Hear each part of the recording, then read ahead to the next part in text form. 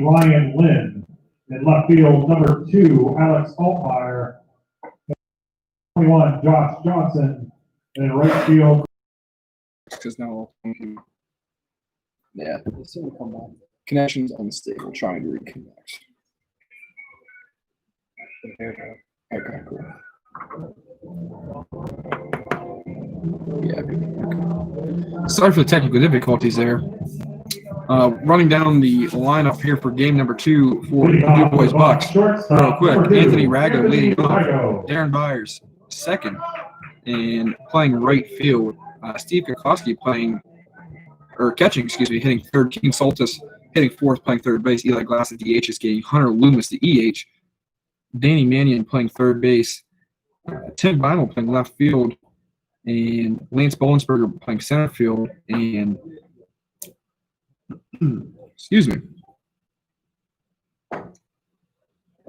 the last hitter going to be Derek Knapp hitting 10th and playing second base for the DuBois Bucks. Leading off here is Anthony Raga, the shortstop, down 0-2 early. And the starting pitcher for the Butler Bluesox is Matt Chitroma, and he is a familiar arm to the DuBois Bucks. Good eye there by Ragos. He takes the ball down there to even a count at 2-2. A couple players getting some time off here this game as regular for the Bucks lineup. The shortstop Jeff Whaler getting some time off this game. Also, Thane Morgan, the usual center fielder for the Bucks, out due to injury tonight.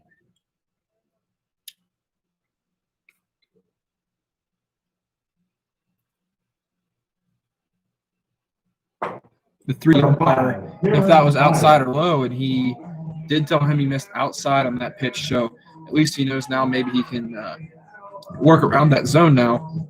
But that is a leadoff walk to Anthony Rago, and that's going to bring up the right fielder, Darren Byers.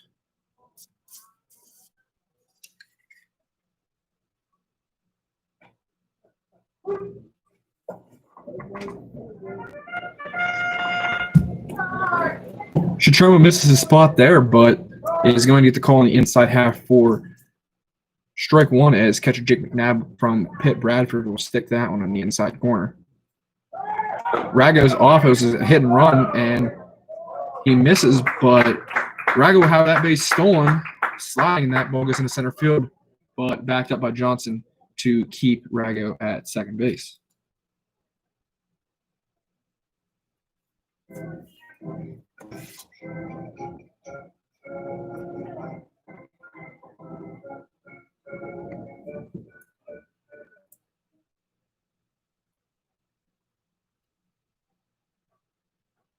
The 0-2 to Byers is a fastball in the inside half, and he lifts that one down left field line and will get into the seats foul as Byers will stay alive here 0-2.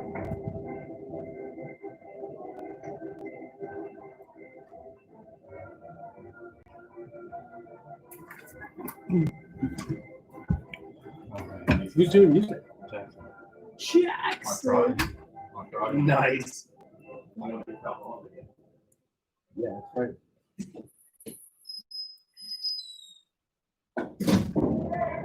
That 0-2 pitch misses up, and McNabb can't quite catch that one. He's going to go out and talk to his pitcher. Looks like he might have switched the signs up there with the runner on second base, and Chitroma looked like he crossed his catcher up a little bit there. And the Bucks, unlike last game, are off to a hot start here with the runner on third, nobody out. And a chance for Darren Byers to get an RBI early here and put the Bucks on the board. And he just looks to lift that one out of play as he does, and he stays alive there. Good defensive swing, good 0-2 swing, or 1-2 swing there, and stays alive in the count. As he's seen 3 straight fastballs here now from Chitroma. See if Chitroma tries to go something off speed here with that nasty little curveball that he has. And he does do that, and Darren Byers does a good job of staying on it and fighting it off. And we're going to do it again 1-2, and looks like the Bucks, unlike last game, are going to run up the pitch count early this game.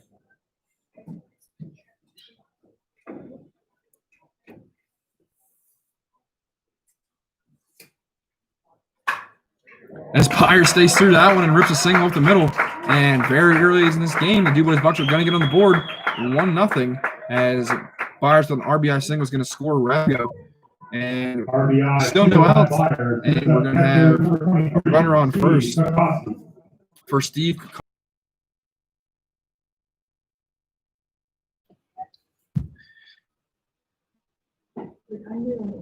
Kikoski steps into the box here and swings at a pitch down low for strike one.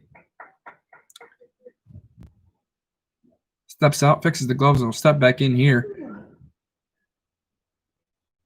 No middle spike slot here on Showers Field anymore, and Kikoski looking to wear football cleats, if I'm not mistaken.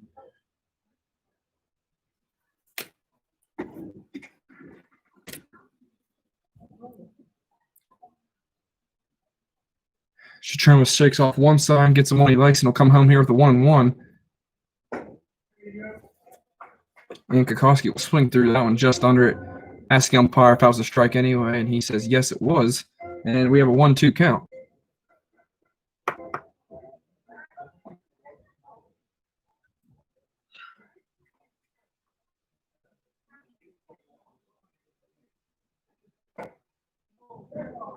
Kikoski looks at a ball there, but held up. And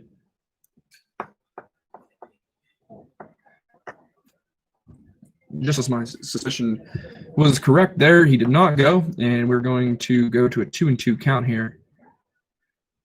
Shatroma looking to get a ground ball, just like the Bucks did, or excuse me, as the Bluesox did at least 3 times in the last game. As home plate umpire is going to check that one as it was fouled back off of the bricks, and he's going to give Shatroma a new pearl.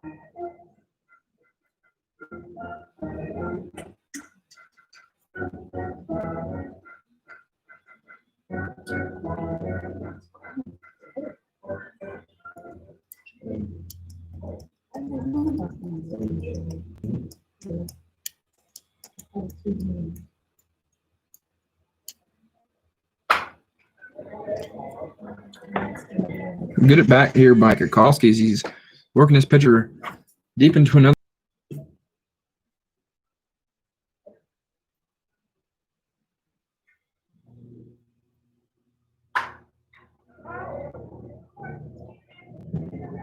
Fastball over the plate there by Shatroma is dealt out into the parking lot again here by Kikoski so far. See if at any point Dan Bowman puts on some sort of hit and run and or straight steal. Maybe not in a 2-strike count, but there he does. And it is a fly ball lifted into right field. Those lights are tough here at Showers Field, but the right fielder does a nice job of staying focused there and making the play. Third base, number 4, Keegan Soltis.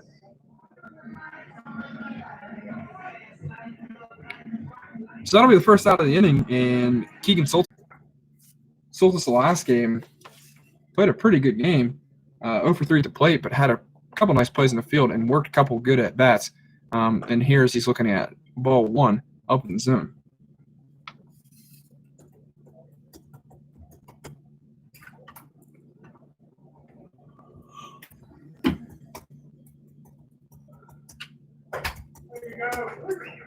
Shatroma mixes up his timing there and keeps the hitter and runner off balance there and mixes in another curveball that catches the inside part of the plate for strike 2.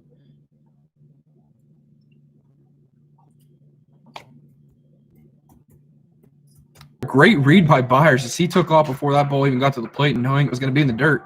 And McNabb did a good job to keep that one in front of him, but he will move up on that one without a throw.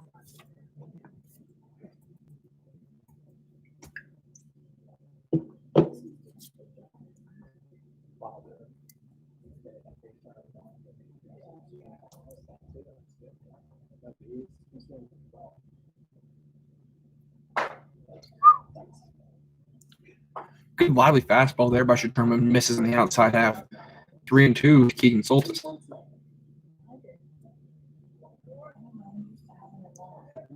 Runner in scoring position here with 1 out. Byers out at second base, working the middle. And Shatroma slips there a little bit, and he will go down to 1 knee, but that misses inside ball 4. for his second walk of the inning. Designated hitter, number 13, Eli Glass. And that's going to bring up the left-hand swinging number 13, Eli Glass.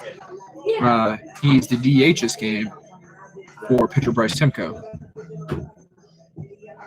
Some up to the plate here, 1 out, running from first and second.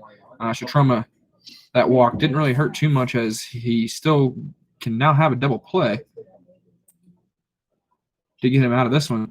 Curveball down low there. Nice job by McNabb again behind the plate to block that and keep the runners put where they're at.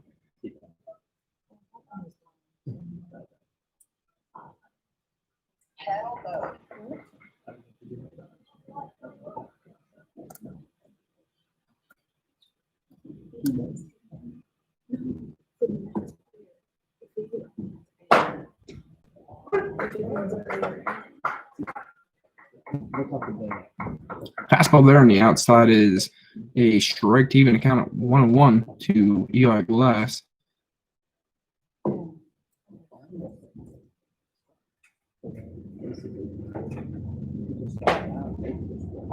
Good stick behind the plate there, but called a ball. 2-1. Bucks, like I said earlier, running up the pitch count here early.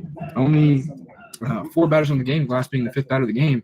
And with 2 walks, working 2 walks already and a base hit. Shatroma's pitch count probably getting into the high teens here already.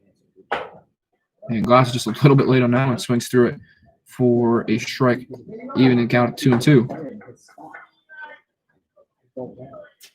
Shatroma back here now, working with McNabb, see what McNabb wants to go with. They did switch up the sign sequence here as they're going with touches now instead of calls, maybe thinking that the runners out at second base have picked up their signs. With fastball, inner half. Glass fights that one away on left field line to stay alive here, 2-2.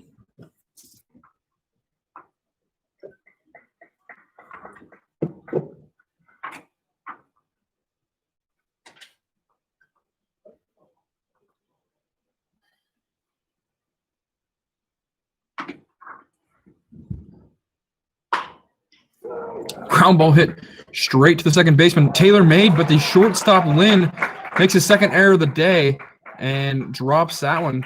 That play almost had too much time and just tried to get too quick with it. And that is going to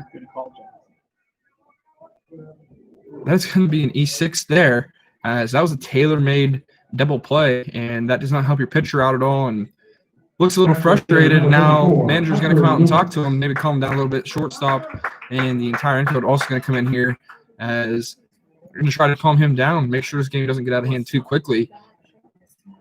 As number 34, the starter in game 1, Hunter Loomis, is going to come to the plate here as the EH with 1 out and the bases loaded.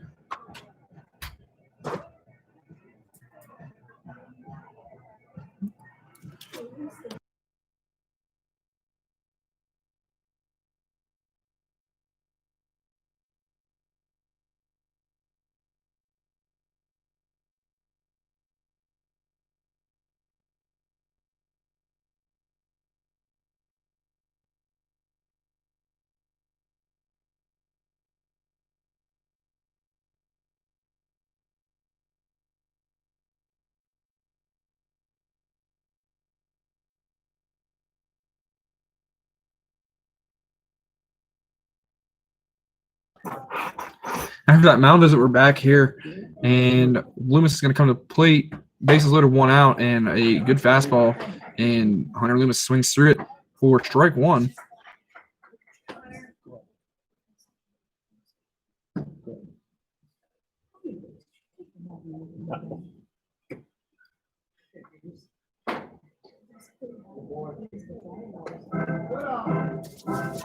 Decent pitch there from Shatroma.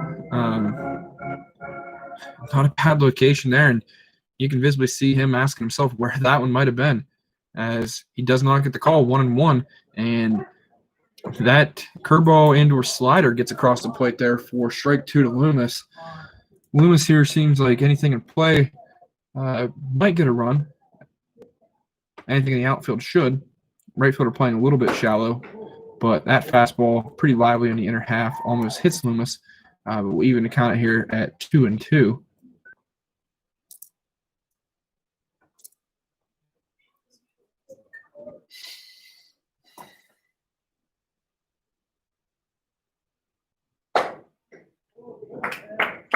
Another fastball in the inner half is leaving Chitroma to bite his glove at that one. He cannot be missing by much. From our angle, just off the left center of the plate here, has not looked terrible. He is just missing. Definitely a little bit tighter zone in game 2 here than we had in game 1, but got to get used to that as a pitcher and figure it out quick. But Loomis will fight that one off to stay alive in the count here 3-2. And on the card given to me for game 2 for the Bluesox, the same 3 arms are left in the bullpen: Travis Mowry, Sean Furlong, and Colby Anderson. Not knowing if all 3 of those guys will throw or what their plan is here, but their starter has gotten a pretty high pitch count up here in the first inning, and that ball is hit pretty hard out to right field and is going to be caught on a line, thrown in, and Chitroma, left standing in the middle of the field, cuts off the throw from right field, but that is going to be another run for the DuBois Bucks as they take a 2-0 lead here in the Buck first. Still runners on first and second, and that's going to bring up number 24, Danny Mannion from St. Bonaventure and Bradford, PA.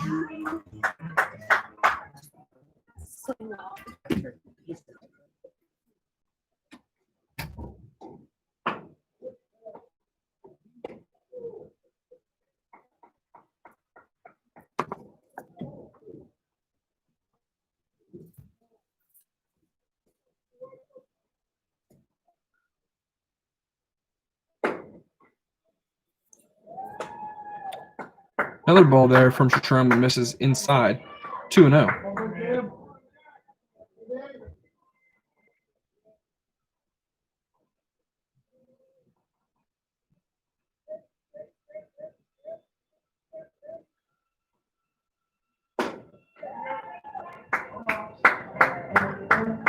Chitroma misses up there, 3-0, as Danny Mannion looks down at head coach Dan Bowman at third base. Get his signs here, see if he has a green light or not. We'll see here. As that pitch is inside anyway, didn't matter. Ball 4-pitch walk to Danny Mannion, and we're going to load them up all over again. And that's going to bring up number 12, Tim Beimel. Left fielder, number 12, Tim Beimel.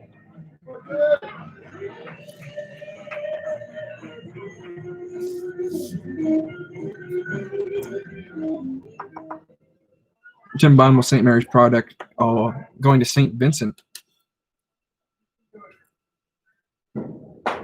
Watches a first pitch fastball here from Chitroma.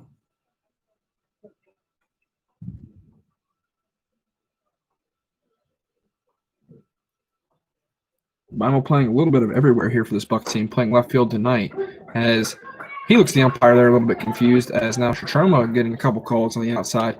0-2.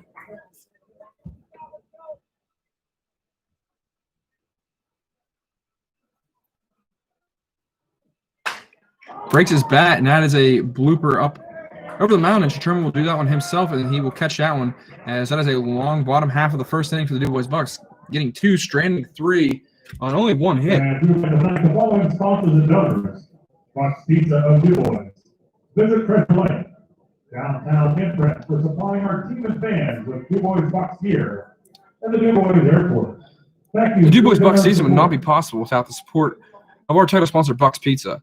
Bucks Pizza offers a full menu of delicious selections ranging from pizza, pasta, strombolis, fresh baked sandwiches, wings, boneless wings, salads, pasta, dinners, and many sweet treats, including cannolis. Not ready to go out to eat yet? Use a curbside service without ever leaving your car or house. It's super easy to order online at buckspizza.com/DuBois. Get $10 off 40 on your next online order using code 10off40. Thank you to Bucks Pizza for your generous support towards the DuBois Bucks baseball team.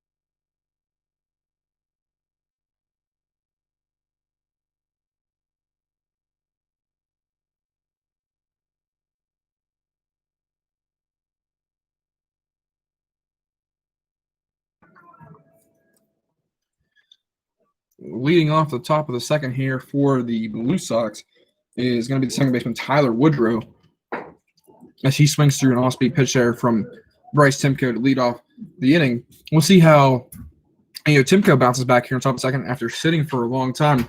Shatroma got up to 47 pitches there in the first inning. Hopefully Bryce on the bands maybe throwing a little bit in between innings, but comes out throwing strikes right away. Throws that one and is going to be slicing from the lefty down the line and caught by the left fielder Tim Bynum for out number 1. Tyler Hedges.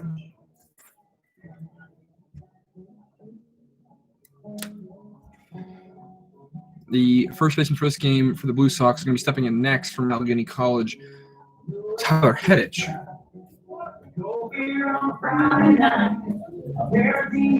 Hedges 2 for 3 last game with a double and a single, driving in an RBI as well.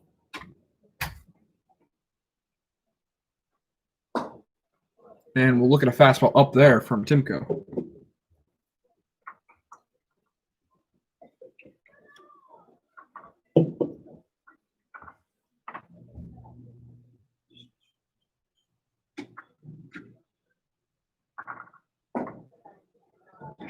That fastball up tempts Hedges, but he will hold off on that one 2-0.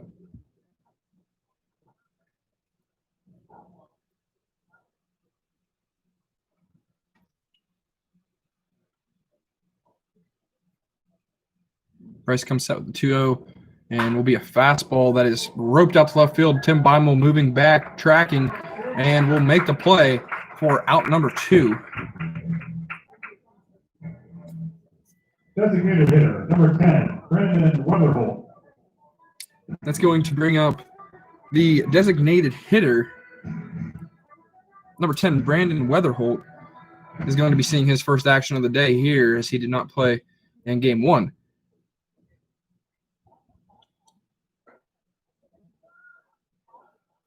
Lefty hitter looks at ball 1 from Timko. Timko, very deliberate on the mound. Every time he gets the ball back, will take a little bit of a walk and collect his thoughts. And he's a very smart kid out there. Knows how to pitch and knows how to throw off or throw backwards, excuse me. And here's a foul ball that catches Kokoski in the upper thigh. That's not an ideal spot to get hit there, as the umpire will take a walk out and give a new ball to Timko, as Coach Dan Bowman is going to walk out and have Kokoski walk that one off. Hopefully he's okay, as Dan Stauffer, another catcher for the DuBois Bucks starting Game 1, is getting some time off his feet here in Game 2. But it looks like Kokoski is going to tough this one out and stay in.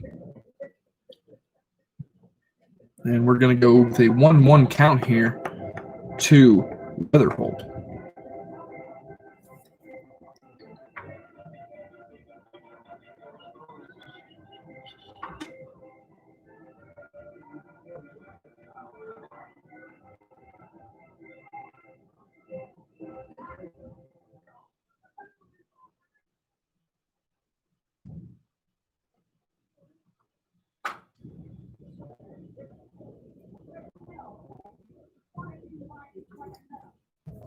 That one too fouled off back into the screen here by Weatherholt. Staying alive, and we'll do it again.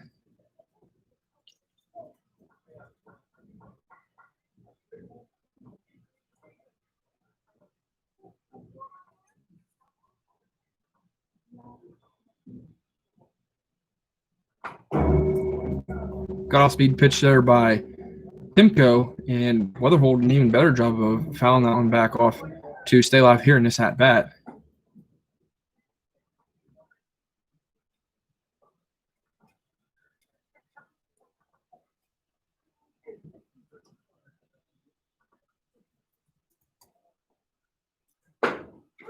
Great fastball in the outer half, and that freezes Weatherholt for strike 3, and that's going to be the third out for Timko. And Timko's smiling, walking off the field as he knew he got him on that one as soon as it left at hand. Merchandise at the DuBois Bucks online store.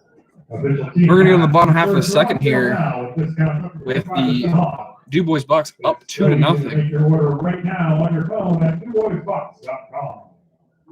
Also, anyone who ordered a The DuBois Airport is the easiest and most convenient way to travel. Southern Airways offers 6 flights a day to Pittsburgh or Baltimore for as low as $39 one way. Log on to DuBoisAirport.com for booking info now.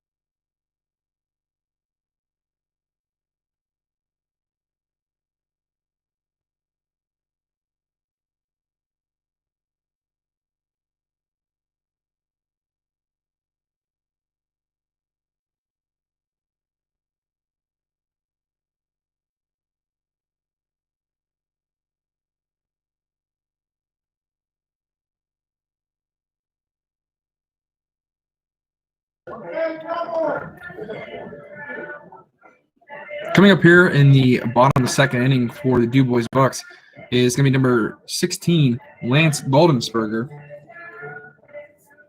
He was a courtesy runner in the first game for catcher Dan Stauffer. He's going to get his first at bat of the night here as he watches.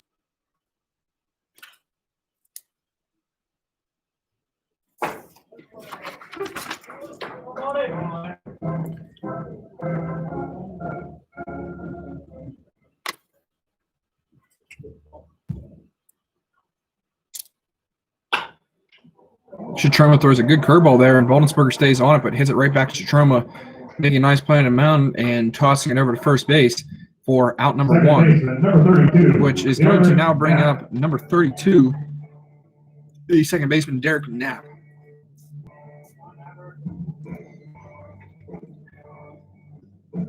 Derek Knapp, a Warren product, going to Teal College.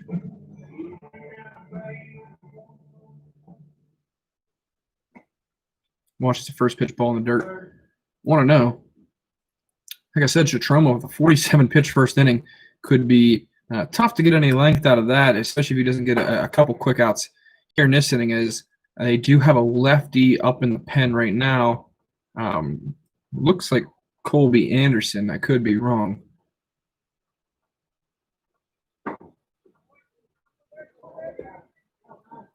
As Chitroma, after that first bout of that inning, throwing really well, comes back with 3 straight balls here.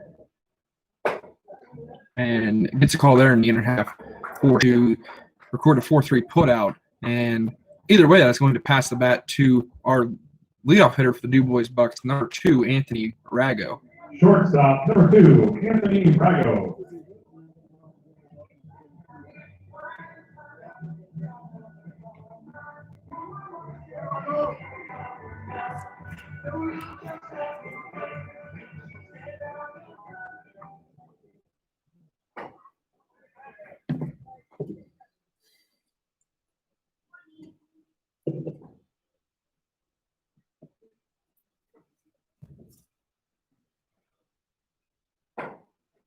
Good off-speed pitch there by Chitroma, and he is asking where that pitch was.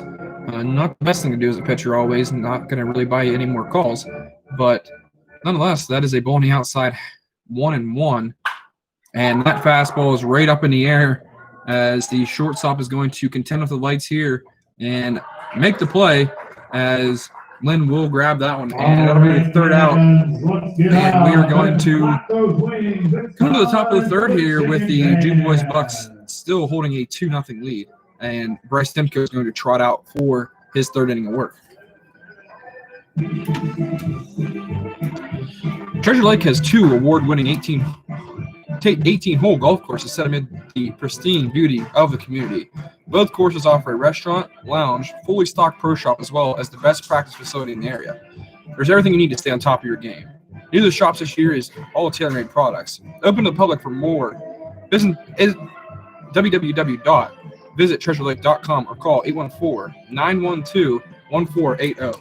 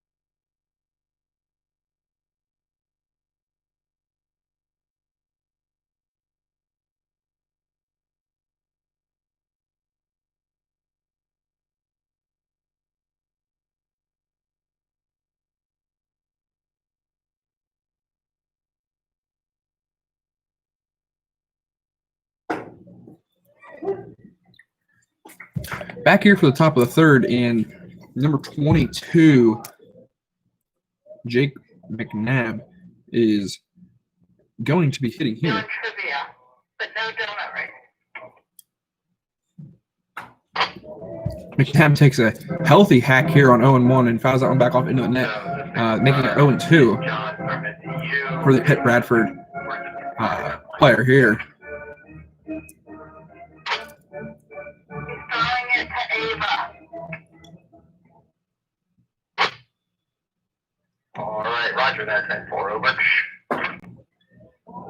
A good pitch there from Bryce Timko is called a ball, and he's also visibly frustrated, but no blame there on either side because that is a consistent zone that's been there all game, and Chitroma's been wondering the same thing, and Timko threw the same pitch, did not get the call, but at least it's consistent here by the home plate umpire, and McNabb fights off a pitch there on 1 and 2 to stay alive in this AB.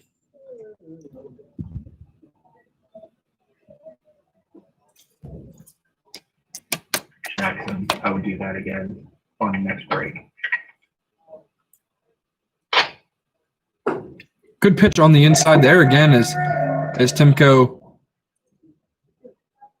thought he got another strike call, but he's going to be a ball called again here, 2 and 2. Over Roger. They say you're obsessed with big blocky.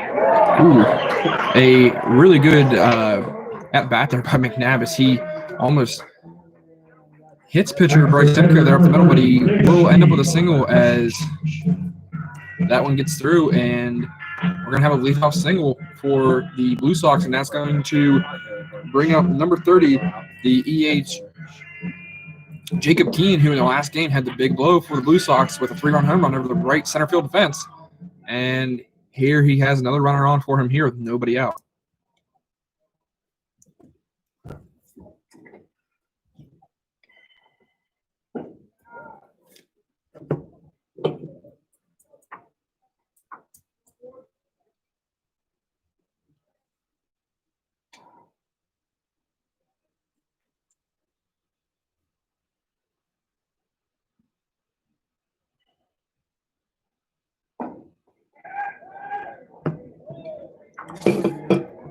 Throw behind by the runner, or by the catcher, Kokoski there is blocked nicely by Danny Manning down there at first base to keep the runner at first as he's backing safely.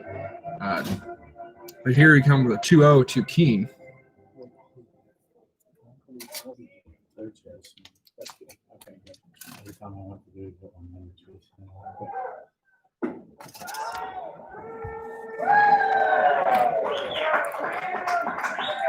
Runner takes off there on a good pitch to run on and will make it down there safely. It's a nice throw by Kokoski, but it's just a little bit too late. And Bryce Simcoe now has a little bit of trouble to work out of here with a 3-0 count to Keene with an open base. And knowing that Keene hit a home run in the first game, probably would not throw him anything too sweet here, 3-0.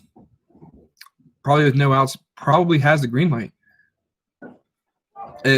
That was ball 4, and that one knocks off of the shin guards of Kokoski, and looks like Bryce, for the first time in this game with a runner on second base, did not know the signs that are crossed his catcher Kokoski up.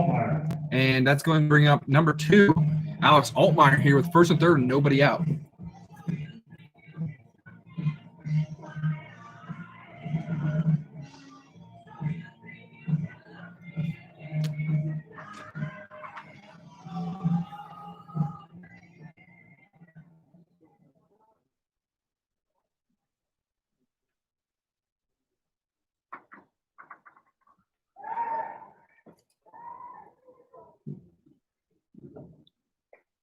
Move over to first base there by Timko. Just giving him a look there. Not his best move, but keeping him close. Showing him that he has a move. And we'll come with 0-0 to Altmaier. And Altmaier swings through that one very late. And it'll be 0-1. The Bucks here, double play depth, will take the double play for a run here. Up 2-0 early.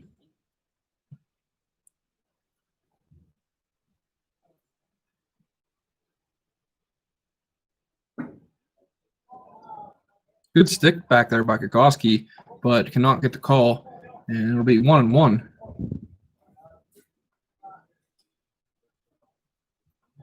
Altmaier 1 for 2 in the first game with a walk as well.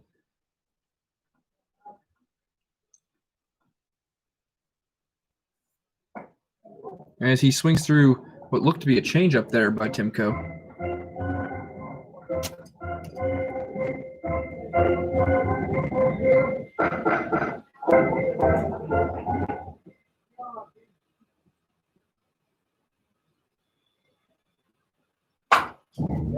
Slide step there by Timko is a foul tip by Altmaier back into the screen. They'll do it again 1-2. Still working for that ground ball, Timko.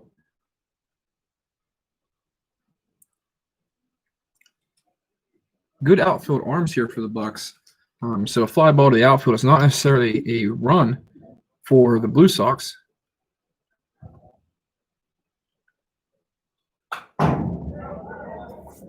Another foul ball, and Timko's pitch count keeps climbing here in the second inning, or the third inning, excuse me.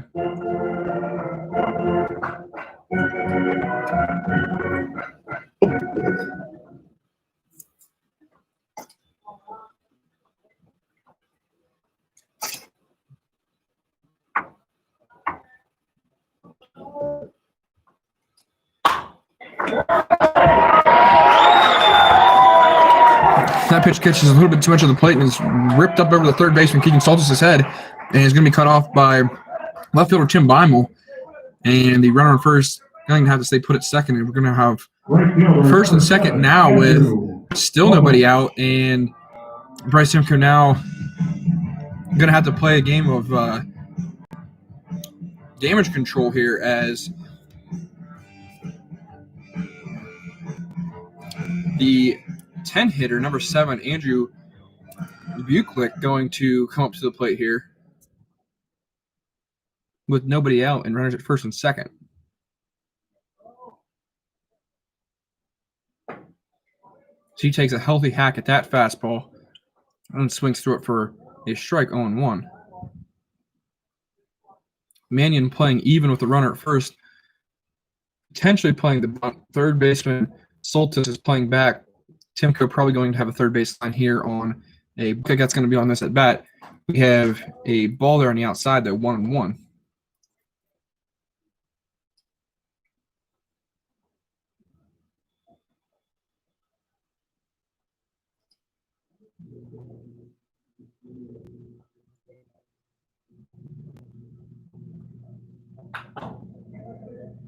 That one's off the brick and the backstop, and we're going to throw that one back in and check it, making that a 1-2 count.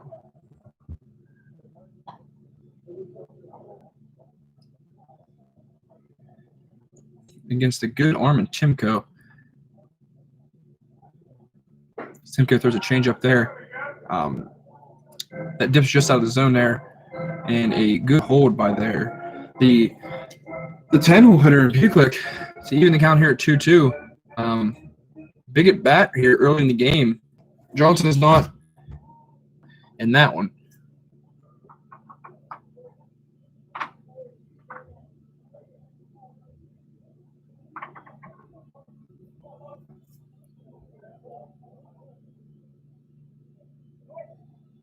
Runner takes off from second, and Buklick swings right through that one as the runner had that base stolen. Timed up Timko perfectly there, and Rago was coming in, and if they would have had a pick off on that, it would have been dead off. Rago, I think, knew he was taking off, came in, they didn't have a pickoff called, but the hitter also had to protect the plate with 2 strikes. But the runner had that one stolen, would have had it with 1 out. But either way, 2-2, and we're going to reset it. Good curveball there by Timko, and Buklick strikes out, and he thought that ball hit the ground, but the umpire will call him out there as Kukoski did a nice job of holding that one down low there for first out of the inning, and that's going to bring up the leadoff hitter Josh Johnson, and just like that, a ground ball away for Timko here.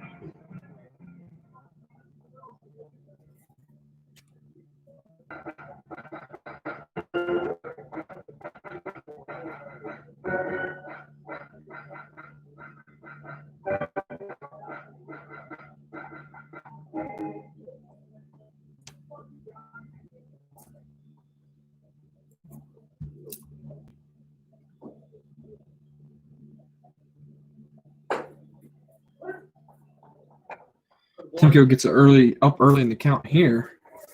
0-2 to Johnson. Knapp working the runner at second base, leaving a big hole in the right side for Johnson. Shortstop Rago is now going to hold him, as that changeup misses on the outside half.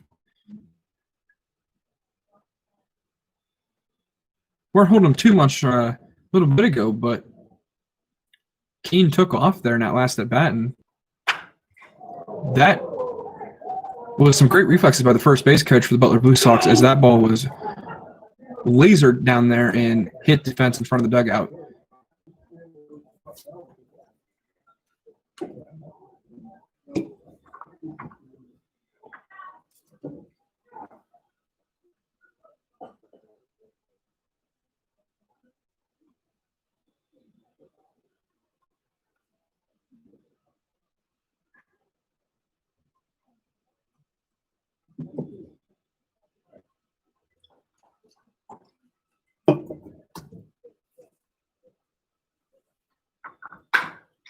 Timko throws a changeup there and gets that ground ball, but it gets under the glove of Derek Knapp. They're going to throw it to third base, and that's a good throw. And the third baseman Soltis is going to throw that one in the outfield, and just like that, it is going to be 3-2 in favor of the Blue Sox. And that's just unfortunate there for the Bucks. And on the other half, very fortunate there for the Blue Sox. That was a tailor-made double play. Ryan Lynn. But yeah, Knapp just came up on out a little too quick, just trying to make that play too fast. Had a ton of time, but that one gets under his glove, and then turning to third base. Soltis does not need to make the throw back to second, but he then throws it into the outfield, and that's going to score another run, making it 3-2 here, Blue Sox in the third. With Johnson on second now, and Ryan Lynn stepping up for his second at bat of the game, who singled in the first.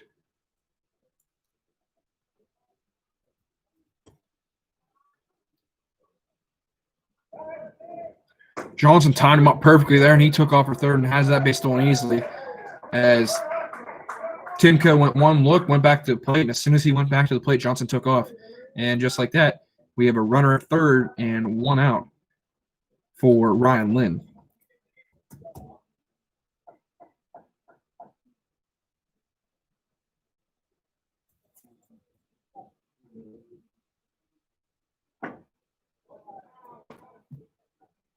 Good 0-2 pitch there by Bryce. Misses, but changes the eye level here potentially for Lynn. 1-2. Bryce smart enough to know now he needs to work for strikeout here. Anything else might score a run here for the Blue Sox. Like I said earlier, it's just damage control now. Not much he can do about those two runs that just scored. Did his job there, getting the ground ball he needed to get. He can't help the error, but now he needs to pick his teammates up, get them out of the inning, and get them back in the dugout swinging the sticks again.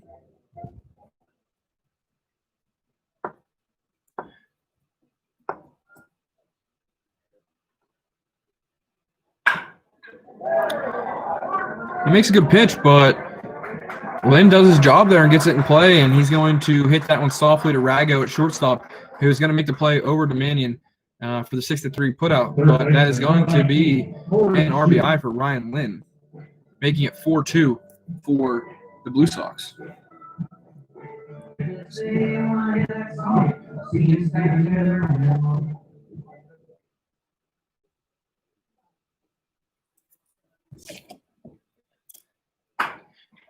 We will start it over, and that is another laser beam down the first base side, and good reflexes on deck again by Tyler Woodrow there, and Corey Shoup is down in the count here now, 0-1.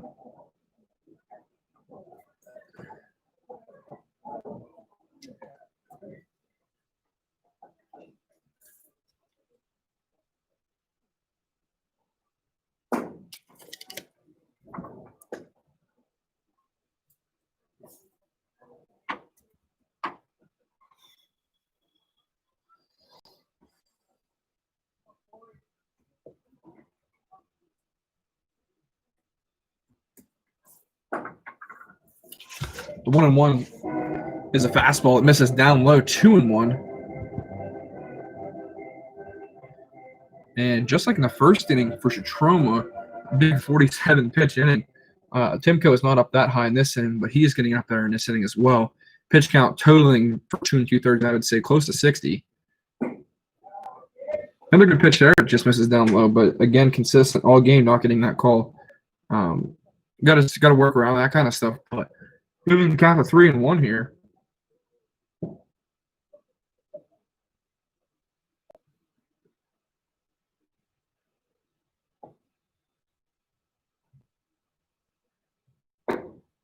Another good pitch, and kind of a late strike call there by the home plate umpire. Nonetheless, a strike moves it to a full count here for Timko, looking to get out of this inning and trying to get his Bucks back in the dugout.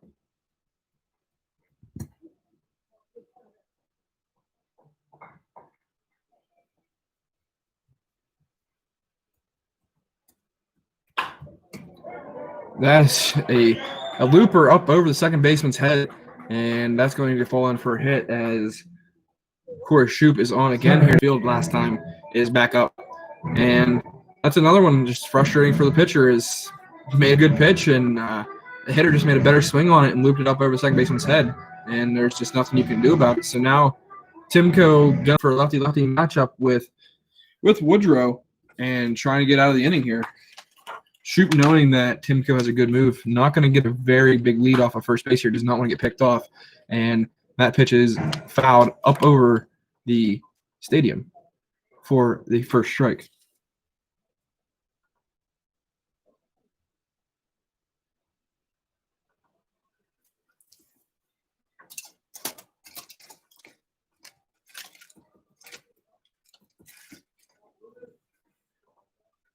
Slots to the dismay of some of the home fans.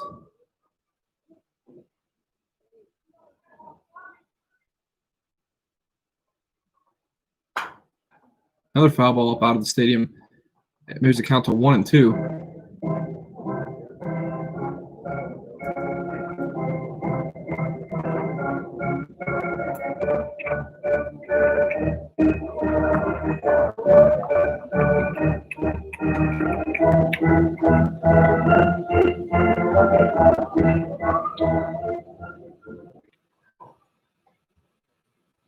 Woodrow back off the plate here a little bit. We'll see if Timko goes with something. That was a fastball on the outside. Maybe setting him up here for a 1-2 breaking ball. But here in this inning, Rice has given up 3 hits so far and a walk.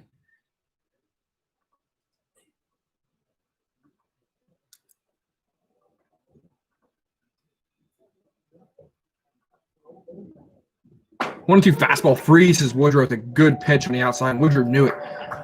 But nonetheless, that is strike 3. And we're going to go to the bottom third with the Bluesox score runs on the top of the third. And the Bucks down 4-2.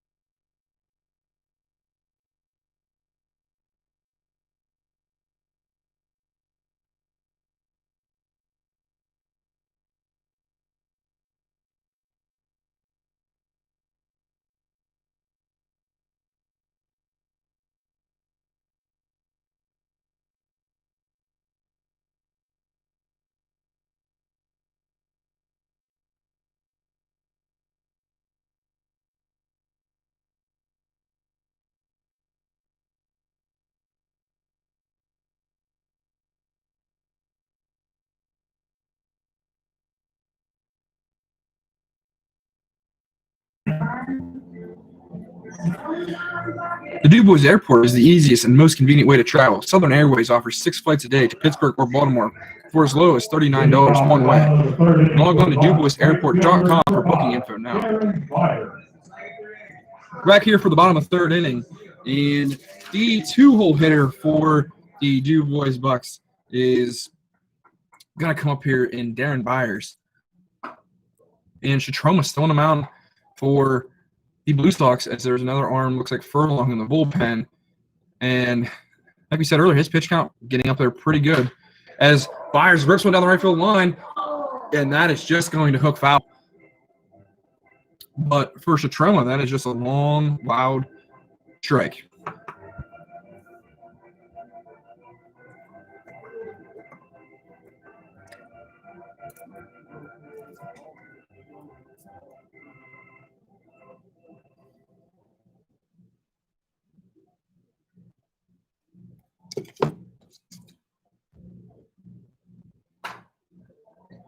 Byers puts another good swing on it there and fouls that one up out of play. 1-2.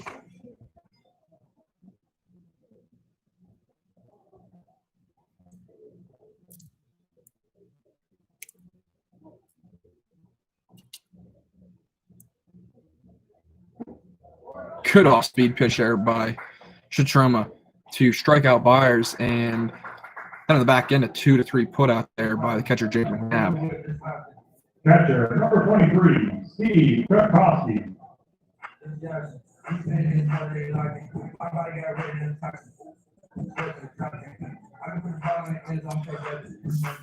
Bringing up the catcher, number 23, Steve Krakowski, in his first at bat, flew out to the right fielder. Ball down low there on a breaking ball. Bluesox bullpen is up and down and up and down. Seems like every time they get up, Shatroma finds his rhythm as Krakowski hits a line drive right off the wall, played beautifully by the center fielder Johnson. It's going to hold Krakowski to a long single, and that ball was smoked and got out there very quickly. But that high wall in center field here at Showers Field holds him to a single, and pretty lucky because those bricks out there could have bounced anywhere, and it just bounced right to him. But it doesn't, and they're going to hold him to a single, and Krakowski is going to get rewarded with a courtesy runner as the original shortstop, Jeff Whaler, is going to come in and courtesy run here with one out. It's going to bring up number 4, Keegan Soltis for the Bucks, who walked here in the first inning and made it to third and was stranded.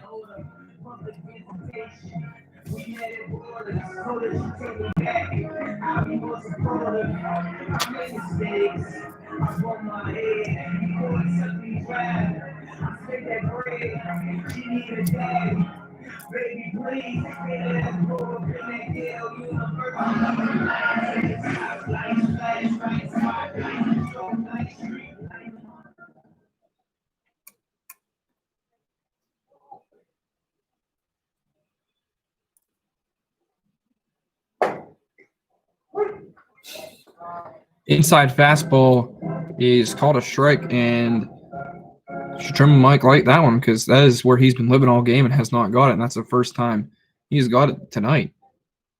Slide steps there with the curveball down low, misses 1-1. Soltis takes a look down at Coach Dan Bevan at third base and steps in. Looking to get a rally going here as the Bucks trail 4-2. Whaler fakes a steal there, the hard pump fake, and a curveball misses down low, 2-1.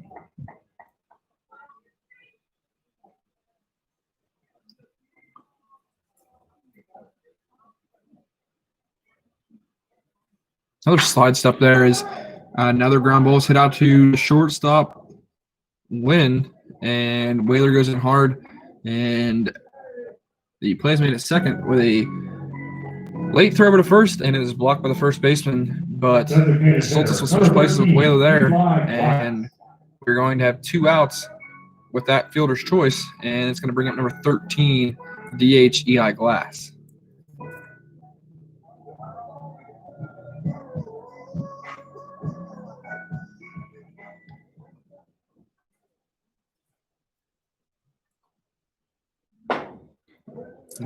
Glass takes a good cut through that ball, just under 0-1. Glass reaching the first inning with the second error of the day by Ryan Lynn, the shortstop.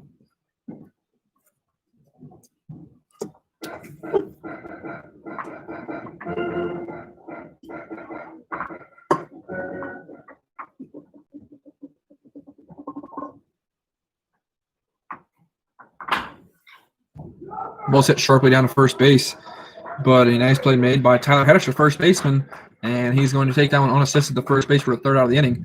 And after a full 3, the Blue Sox 4, Bucks 2. DuBois.com and see it for yourself. The official website.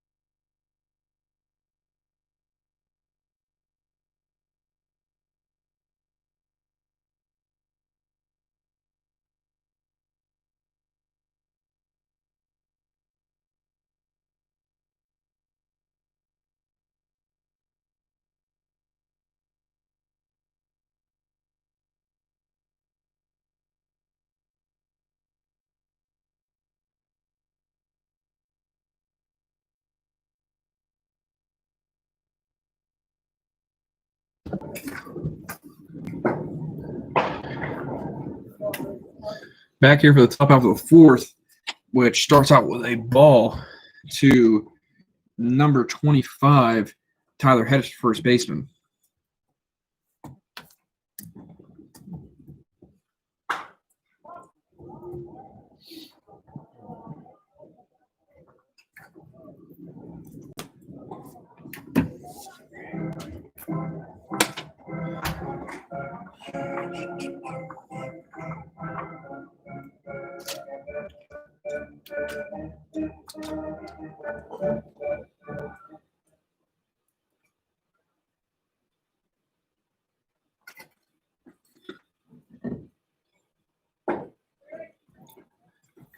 Breaking ball misses up in the zone there. Count 2-1.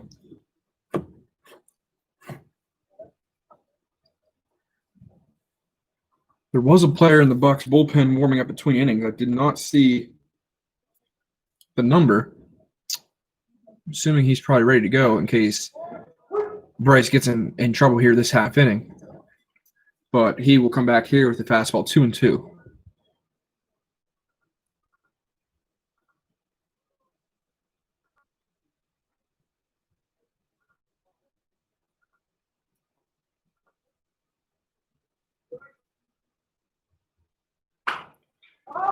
The ball's fouled over, playable on the first base side, and Danny Manning will make the catch and falling into the fence in the Blue Sox dugout there. Brandon Weatherholt. 1 out now for Brandon Weatherholt, who struck out looking last time on a great fastball on the outside by Bryce Timko.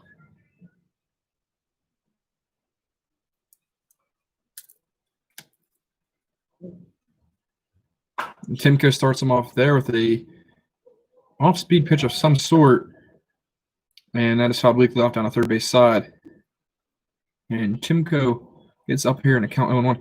And most of the time in baseball, when you get up in a count, you succeed. And it seems like tonight, every time Bryce is up in a count, he gets outs. And most of the time when he falls down early in the count, he is giving up a base hit or walking someone, which, is normal for a baseball game usually, but tonight it's been almost 100% of the time.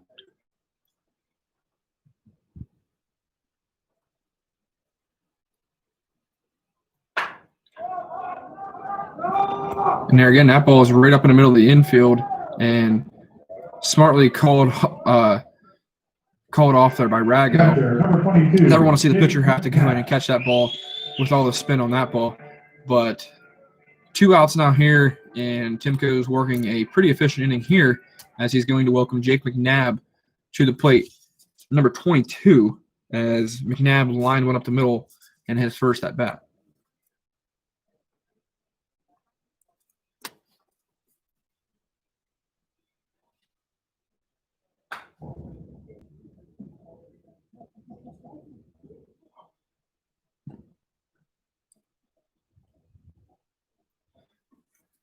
First pitch of the at bat is an off-speed pitch that McNabb fouls back into the net.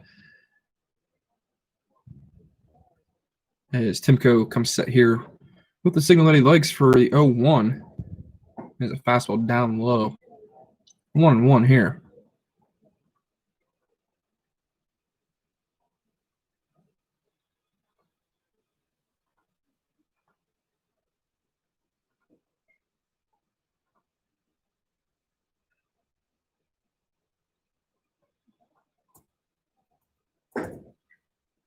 Fastball misses up there from Timko as he hopefully can get out of this inning somewhat in a decent manner here. Only about 9-10 pitches so far this inning. Be really good for his pitch count. Can then hopefully at least get 5, maybe 6 out of him. And rips one through the left side and finds the old Tony Gwynn 5.5 hole, and as a base knock to keep the Bluesox alive with 2 outs. Extra hitter, number 30, Jacob King.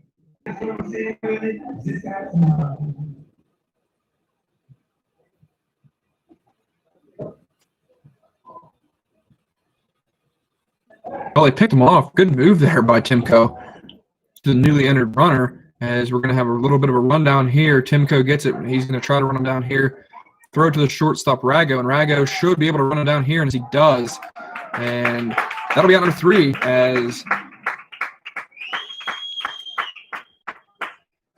we will go to the bottom half of the 4th with the Bucks still down 4-2.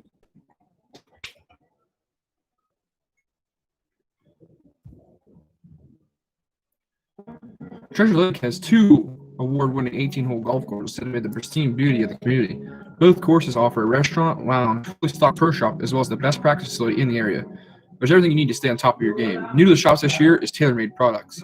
Open to the public. For more information, visit online at www.visittreasurelake.com or call 814-912-1480.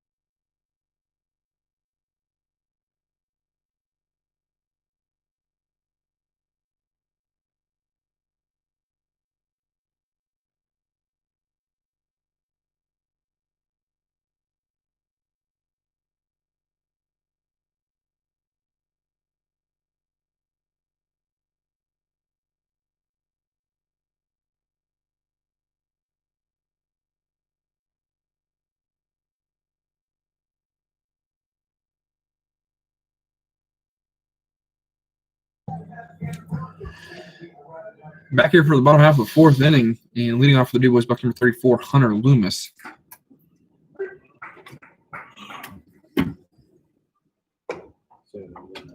Number 23, Matt Shatroma, still out there for the Blue Sox, and like they've been going since the 2nd inning, the bullpen up and loose again.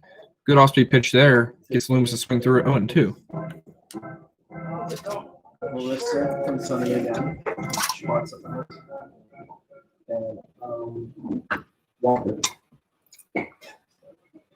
Why don't we give it a couple more days? Yeah. Mm-hmm. Definitely can.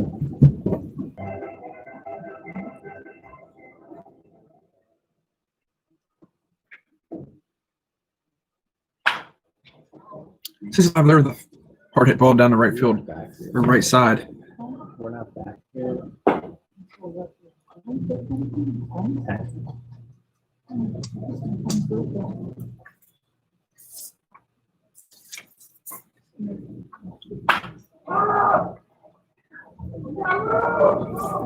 It's gonna be a tough play over there for the first baseman. Haddish, but he makes the play over the shoulder to retire Loomis, and Loomis must be to the second base on that pop up there. First baseman, number 24, Dan Mannion. He's gonna bring up number 24, Danny Mannion, with possibly the best arsenal of walkout songs I've ever heard in my life. Pretty good. As he looks at ball one there.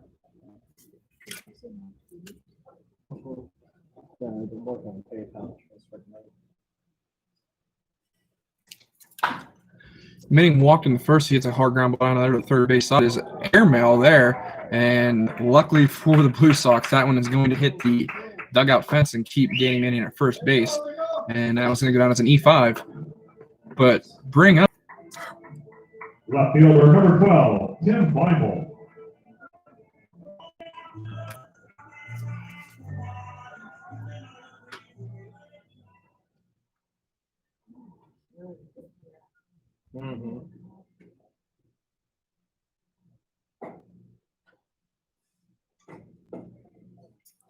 first pitch of the at-bat misses outside there to Tim Beimel.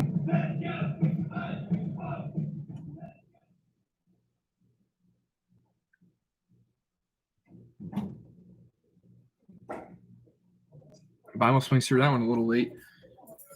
He was count 1-1.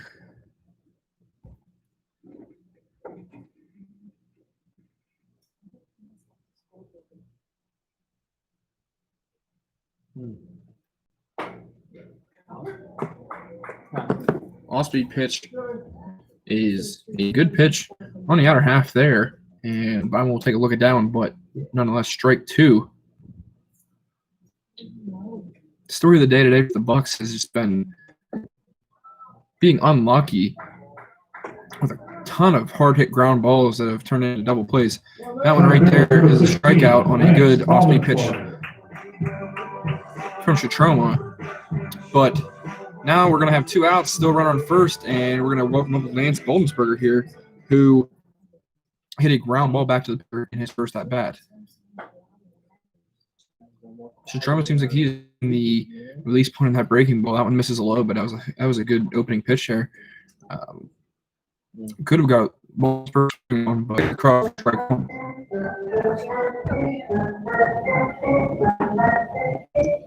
Decent sized hole here in the right side of the infield. Second baseman playing right behind the umpire. And Boldensberger looking to go that way, but fouls that one off into the net. Heck of a breaking ball there by Shatroma, and he has found his groove after that first inning. And he is sitting down the Bucks now as he works through another one there, only giving up 2 hits through 4 and working around 2 errors as well.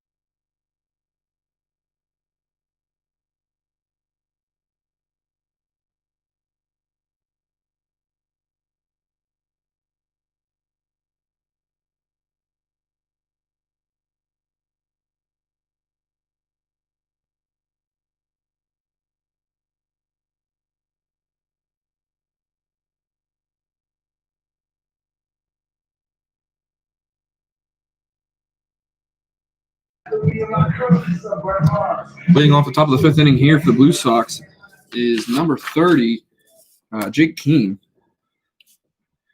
Keene walked in his first at bat in this one and scored a run. Watches a change up down low there from Bryce Timko for ball one.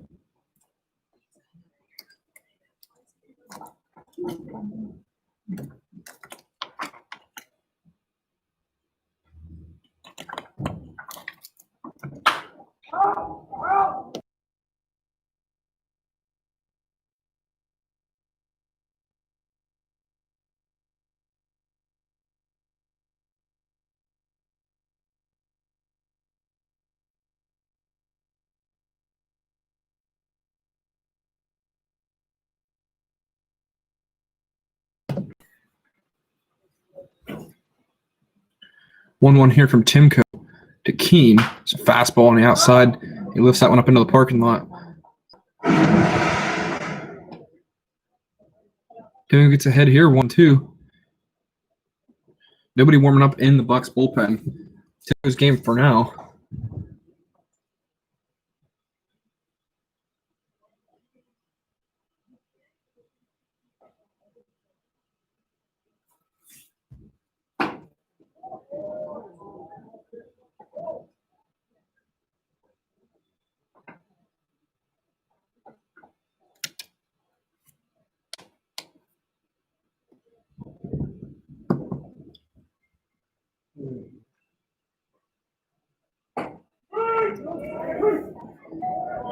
Timko freezes Keene on an inside strike there, and Keene disagreed with it and let the umpire hear it.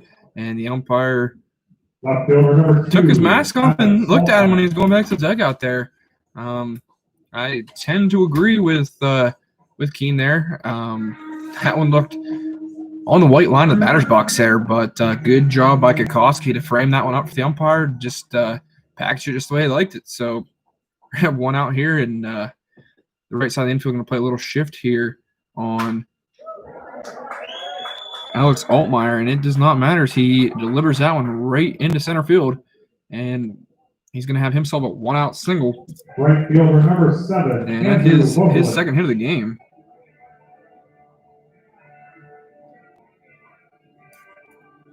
Bringing up the right fielder number 7, Andrew Buklick, who struck out in his first step out of the game. Timko now looking to get a ground ball here. Altmaier, the decent lead over there at first base.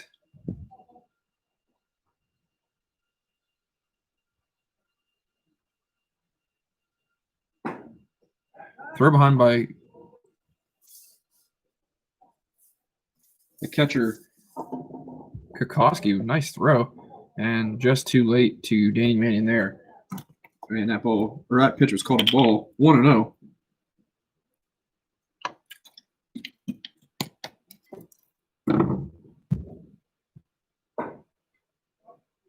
Up and away, ball 2. Timko here looking to get a ground ball and get out of this inning unscathed. Giving up 7 hits so far today. And it was really just that one bad inning. And those 4 runs not all earned, as the ball was thrown around a bunch there. I'd say only 2 earned runs here today. He should be in a 2-2 ball game right now. But that's baseball. You got to pitch around it. And he's doing as best he can to do that right now. And he's keeping his team in this game. So see if he can get out of this inning and see if he can get his team dugout and see if his team can pick him up here and get some more runs. But the Bluesox are not going to let that happen easily, as these hitters all day have been battling at the plate and putting the ball in play. And that's what you need to do in this game right now, as Buklick fouls one out into the parking lot there.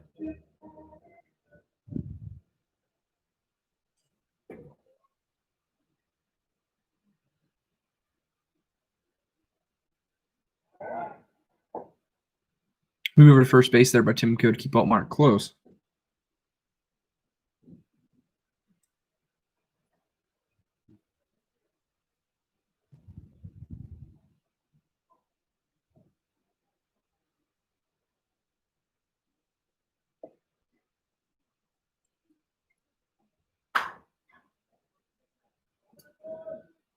Another foul ball out into the parking lot. That one might have gone into the creek out there in right field. I don't think these guys know how much these baseballs cost.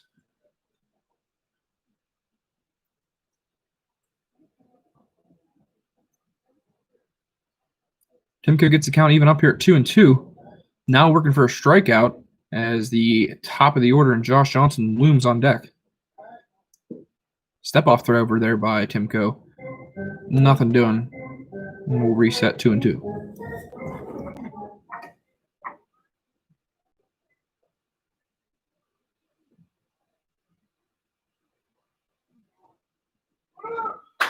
Runner takes off there, and Buchlich had to protect the play with 2 strikes as that ball goes up and will get down foul.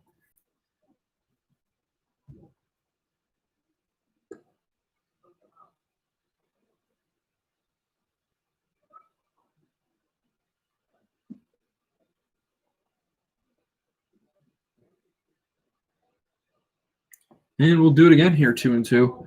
Buchlich takes a look down to his third base coach. See if they do anything here. Altmaier got a little bit bigger lead this pitch. Maybe taking off first movement. And Timko telestrated that one pretty good.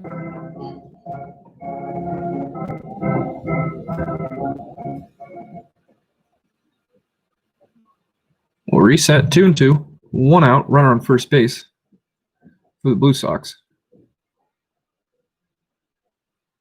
And yes, they were taking off, but or if that was just a fake, which they've done a couple times tonight. But that was a ball upstairs. Buchlich working the count. Good here, 3-2.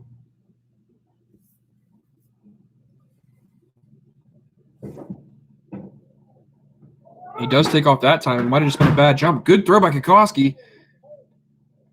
Knapp slips there in the middle of the infield, but Rago is able to back it up nicely, keeping the runner at second base. Center fielder, number 21, Josh But it did not matter, as that was a ball anyway.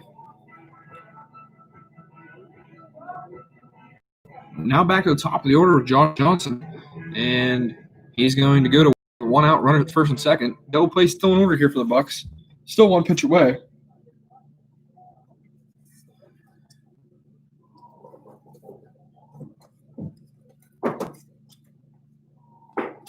Fastball up and out for ball 1.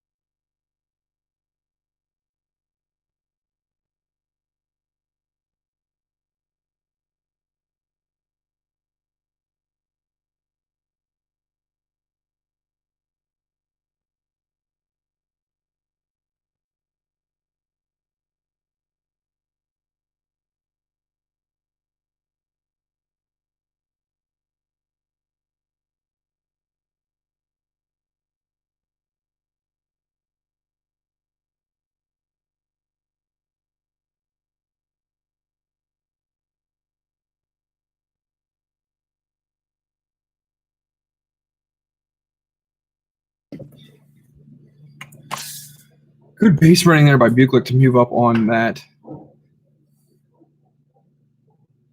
drop ball down there at third by Soltis. As the count is now 1-2 here to Johnson. Double play is out of order with 1 out, and Coach Dan Bittman is going to move his infield in, trying to cut down this runner at the plate.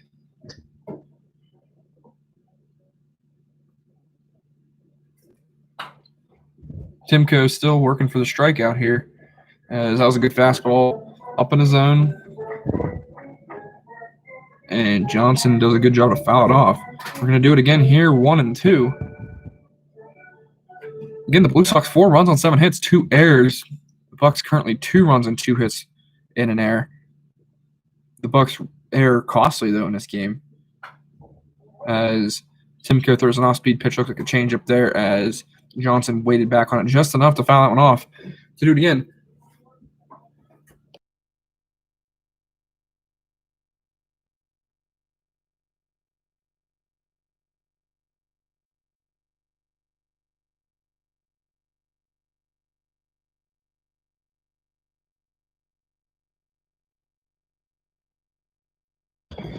Good pitch here by Timko to strike out Johnson as Johnson is struck out again here today, leaving 2 runners in scoring position. And that is going to bring up number 8, the shortstop, Ryan Lynn. And in the Bucs bullpen, there is some movement, but no one throwing at this time. I don't have Timko's pitch count. I would assume it's getting up there so far here in the 5th inning.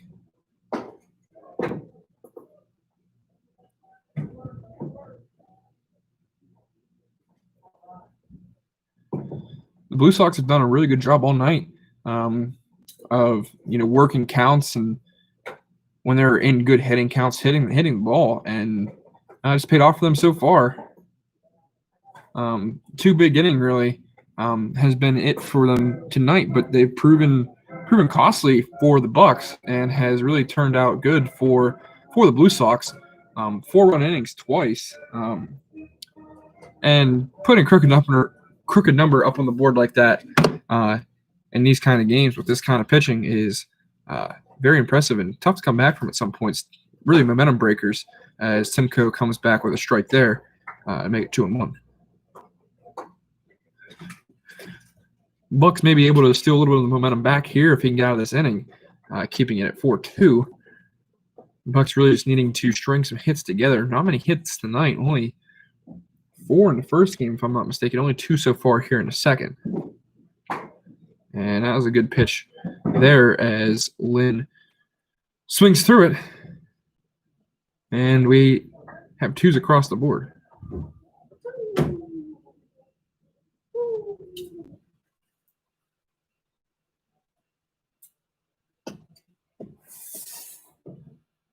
Timko comes set with a 2-2. Fastball on the inside, and Lynn fights it off into the screen.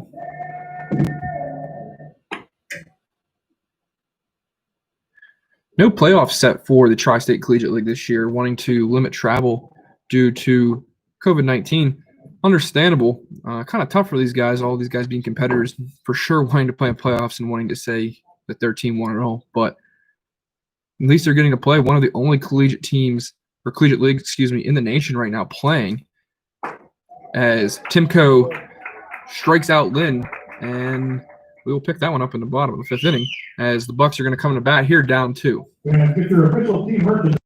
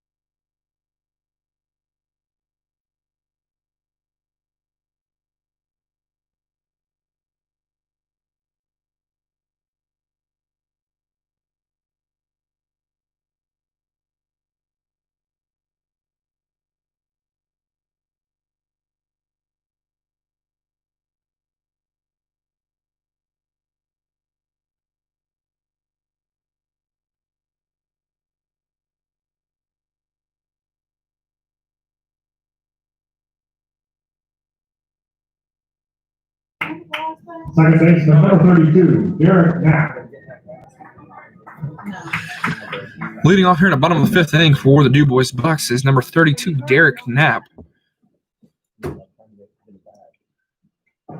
And that fastball will skip back to the backstop. And ball number 1, Matt Chatrom, the starting pitcher for the Bluesox, is still out there. And like I've said all game, the bullpen still firing. Colby Anderson, number 27, the lefty, is in the pen for the Bluesox. That ball's hit sharply out to the second baseman. He's going to make a nice play is Tyler Woodrow. And that's going to be out number 1 for the Bucks.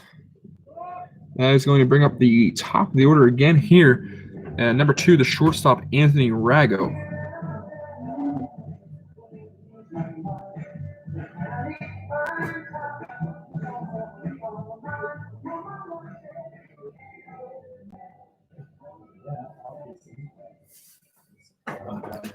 Rago watches ball 1 on the inside there. Rago looking to get something started here from the top of the order with Byers and Kukoski following. As he strokes that ball up the middle and will be a single into center field.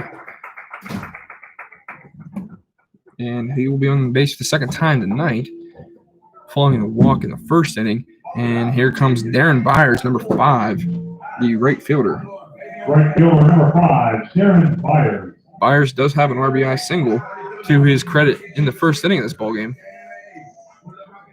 And this could be the spark that the Bucks needed, as McNabb does a good job there to block that pitch from going to the backstop.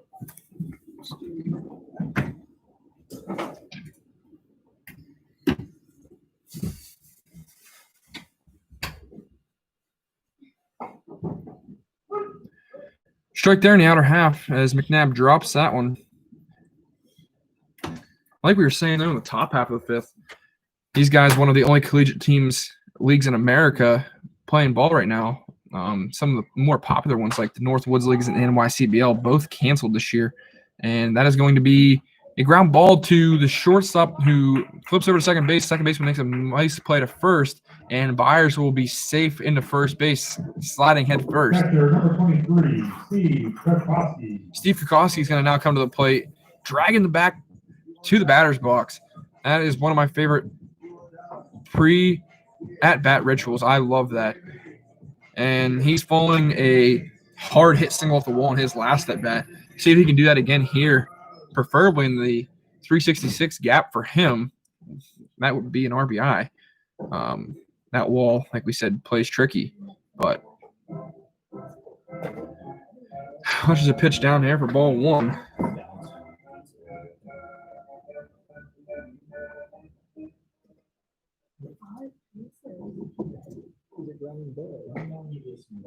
Good off-speed pitch there from Chitroma. Misses on the outside.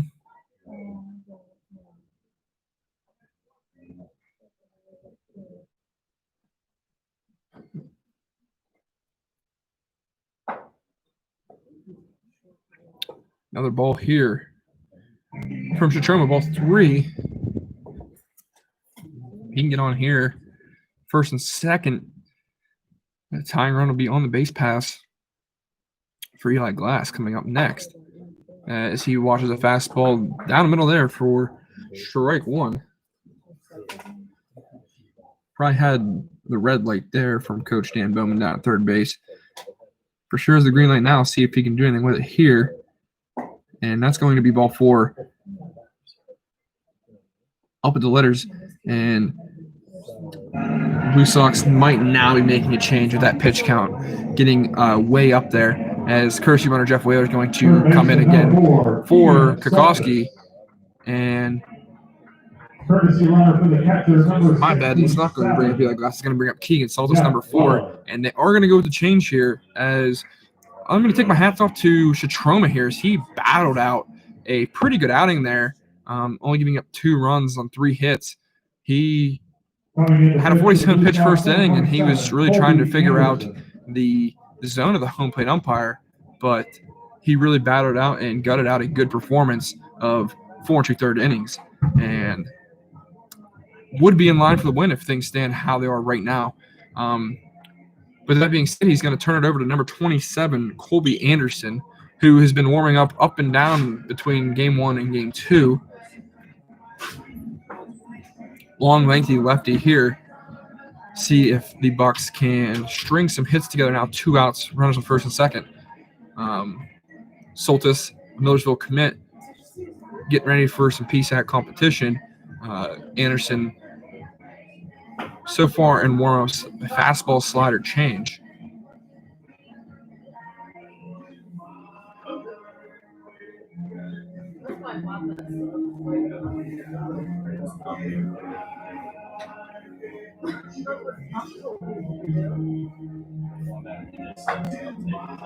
No, he told people to go away from there. Yeah, that's true. We don't touch it. I didn't see it. He texted it to you personally.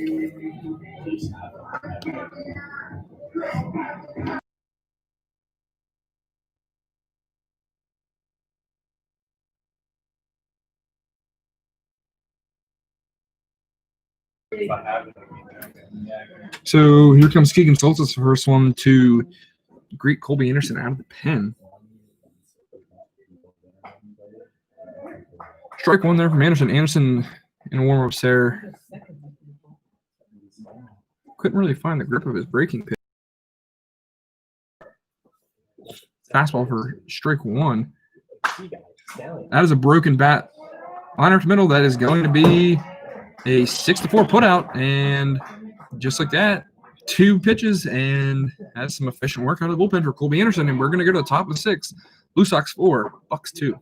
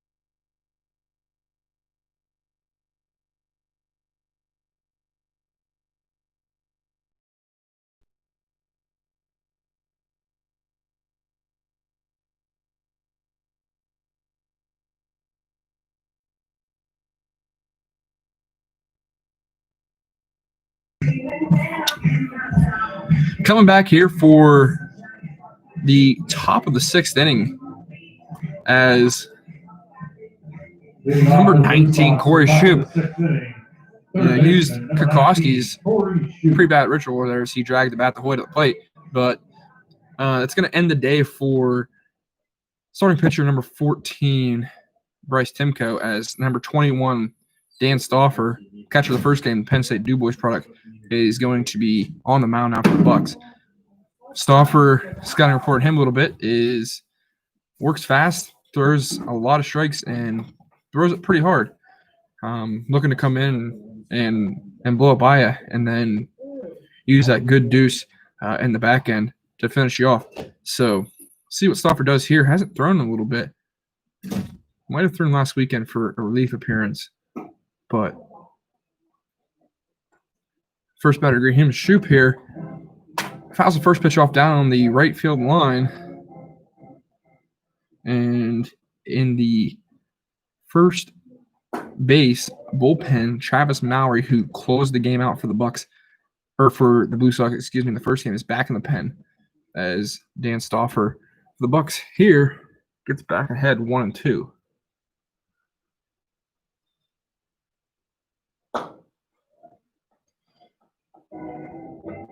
Dan trying to find that release point still in the fastball. Misses up there 2-2.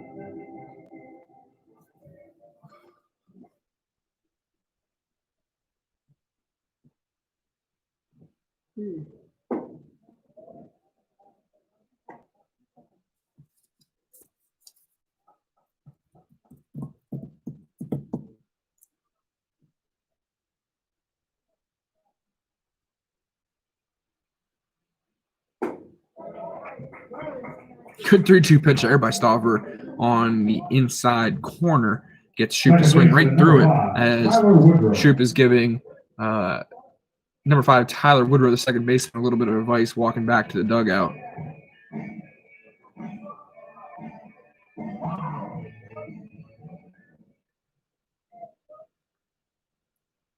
Stauffer toes the rubber here again and throws a ball on the outside half.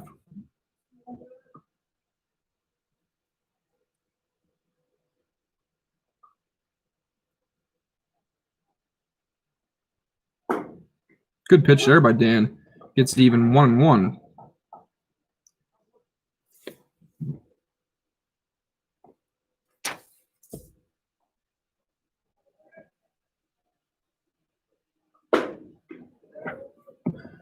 Another fastball there by Dan.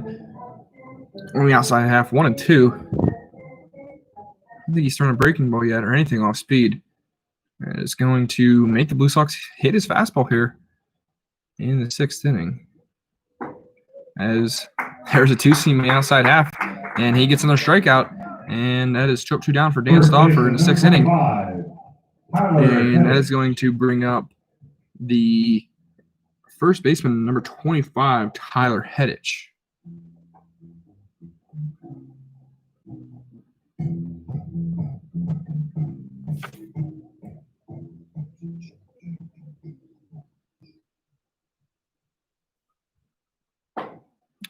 Stauffer working quick, back with another strike. 0-1 to Heddich.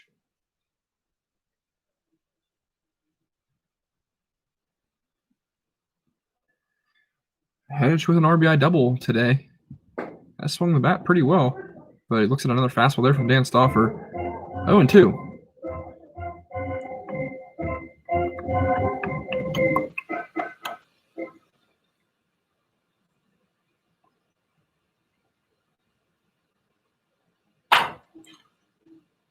That fastball fought off by Heddich to stay alive. 0-2.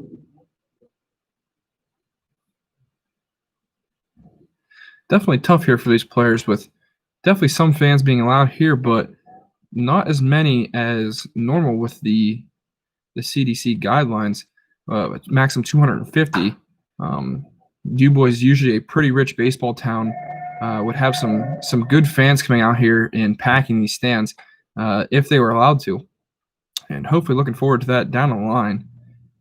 But Dan threw his first breaking ball there, and Heddich was ready for it, and he fouled it off and fought it off to stay alive in a count as Dan misses up and in there. 1-2.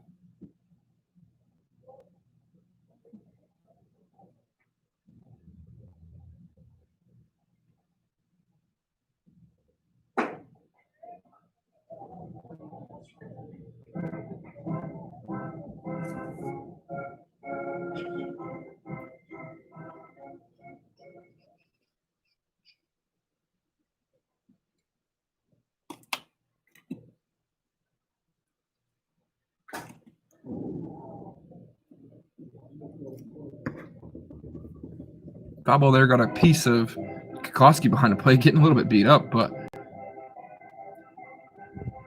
looks to be okay. But the umpire, either way, going to take a walk here with Stauffer and give Kokoski a little bit of time.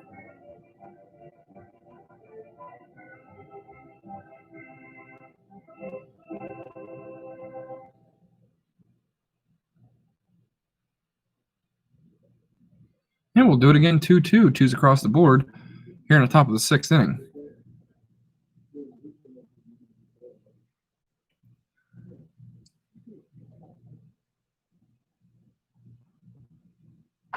Ooh, good breaking pitch there by Stauffer. Heddich does a good job as well to fight, as he's putting together a pretty good at-bat here. As we have seen 2 runs put up by the Bucks in the bottom half of the first, 4 runs put up by the Blue Sox in the top half of the third. Other than that, zeros pretty much the rest of the way. As Dan drops down there to sidearm, and he is going to get him with a fastball on the outside, swinging through it. And that'll do it for the Blue Sox on top of the 6th, as Dan Stauffer strikes out the side with no hits and no walks given up. The Bucks are going to now come to the plate in the bottom of 6th, looking to get some hits, string them together against the reliever. I'm assuming still going to be Colby Anderson. We'll see who takes a trot out of the dugout here.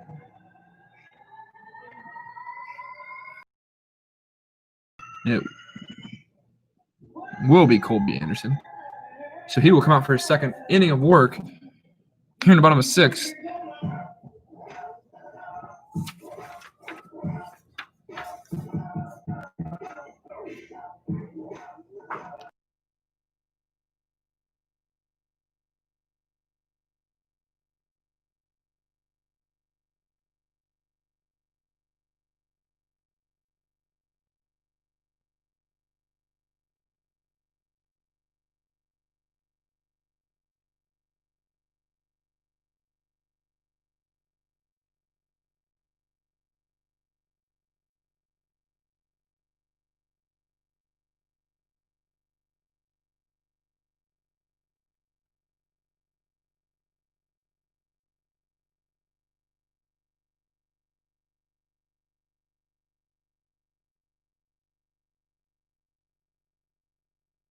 To the box in the bottom of the 6th inning, designated hitter, number 13, Eli Black.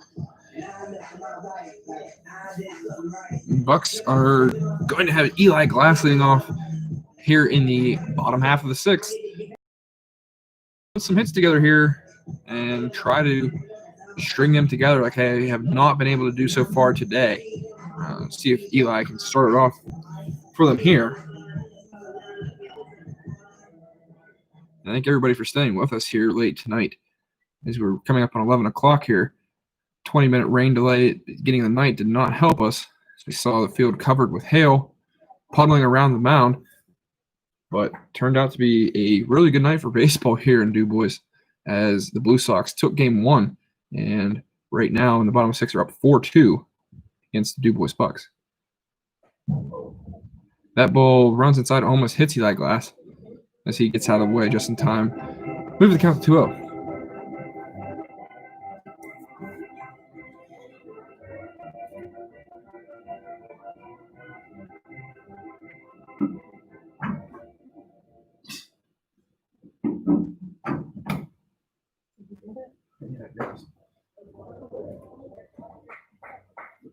Anderson comes back with a strike there, 2-1.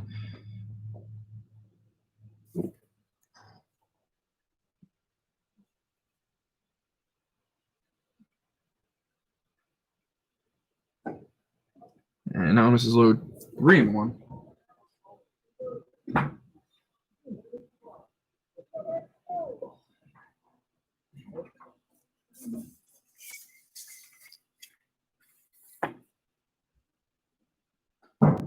And that one misses inside ball 4.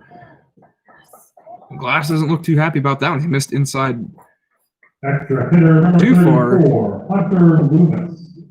twice. And Loomis should be up here, but it looks like Batting for Loomis, number 10, Isaac Stoper, is going to get an at-bat here. And like we said in the first game, Isaac Stoper was hitting the 9-hole, but offers a ton of power out of the 9-hole. He here comes in to hit for Hunter Loomis and looks to add some more power here. Isaac Stoper's sweet spot is off that 315 sign out there in right center, and he'll be looking to do that again here as that ball runs inside on a curveball and hits him on the jersey, and that will be an easy 90 feet for Isaac Stoper. And that's going to bring up all-time best walk-up music man for the DuBois Bucks. As cops play in the background, Danny Mannion.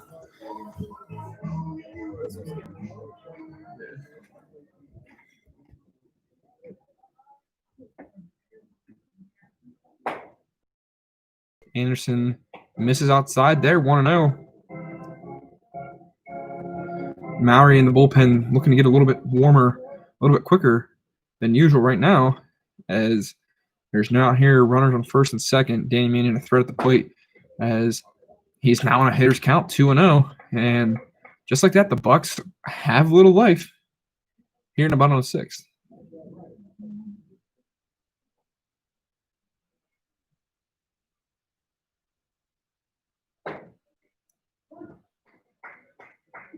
Strike there on the inner half to Maine makes the count 2-1.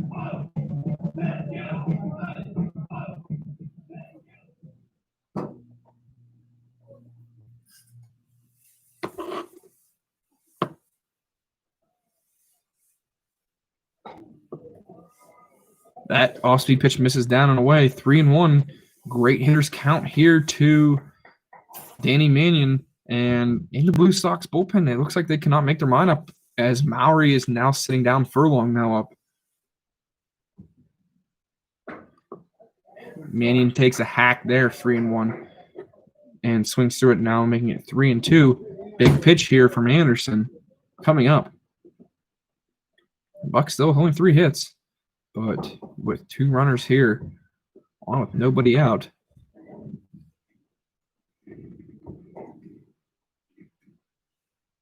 And as ball 4, and that one got McNabb pretty good. Left fielder number 12. Tim He's down there Donald. pretty good. I couldn't tell exactly where I hit him. But from where he's holding, that one did not look fun.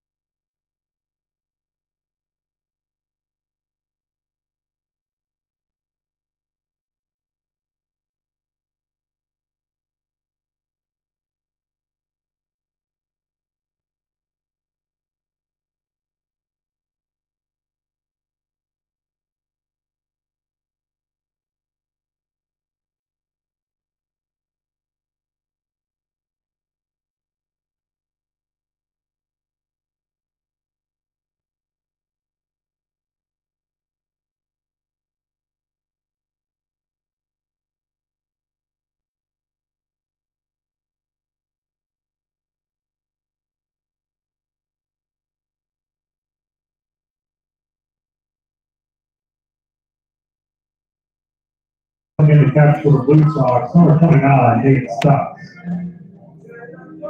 Hopefully, catcher Jake McNabb is okay there, as he was down for a good bit of time there. He gets off the field. Number 29, Nate Stutz, is going to come into the game to catch. But back to the game here. We have bases loaded for the Bucks, nobody out. And number 12, Tim Beimel, is going to come up to the plate. Colby Anderson still on the mound here for the Blue Sox. Struggling to find his own here in the last couple hitters.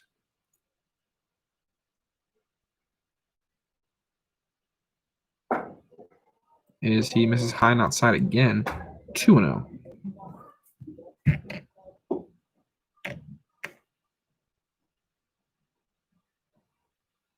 Blue Sox have brought the infield in here. Not looking for the double play. They're looking for the out at the plate here, not looking to run trade at all. But Colby Anderson is falling behind quickly here, 3-0. And he gets a call there in the outside half as he paints that one 3-0. Making count here 3-1. Tim Beimel looking still in a good hitter's count to do something here. And that pitch is down and away for ball four. And that's going to walk in a run here, Colby Anderson. And the manager here for the Blue Sox is going to take a walk out. And that is going to be it here for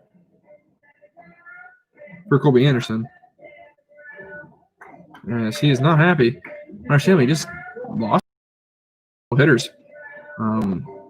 But that's going to bring in the stirrup wearing number 3, Sean Furlong.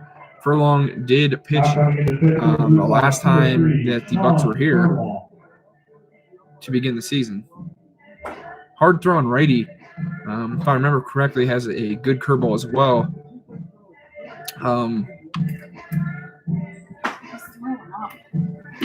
Is it 4-3 here? 4-3 here, Blue Sox.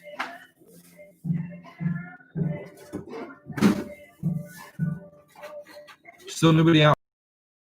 And number 16, Lance Baldensberger from Niagara Community College, is going to be coming up here as Coach Garrett Brown is coming over from the first base coaching box to give him a little bit of advice here on Furlong.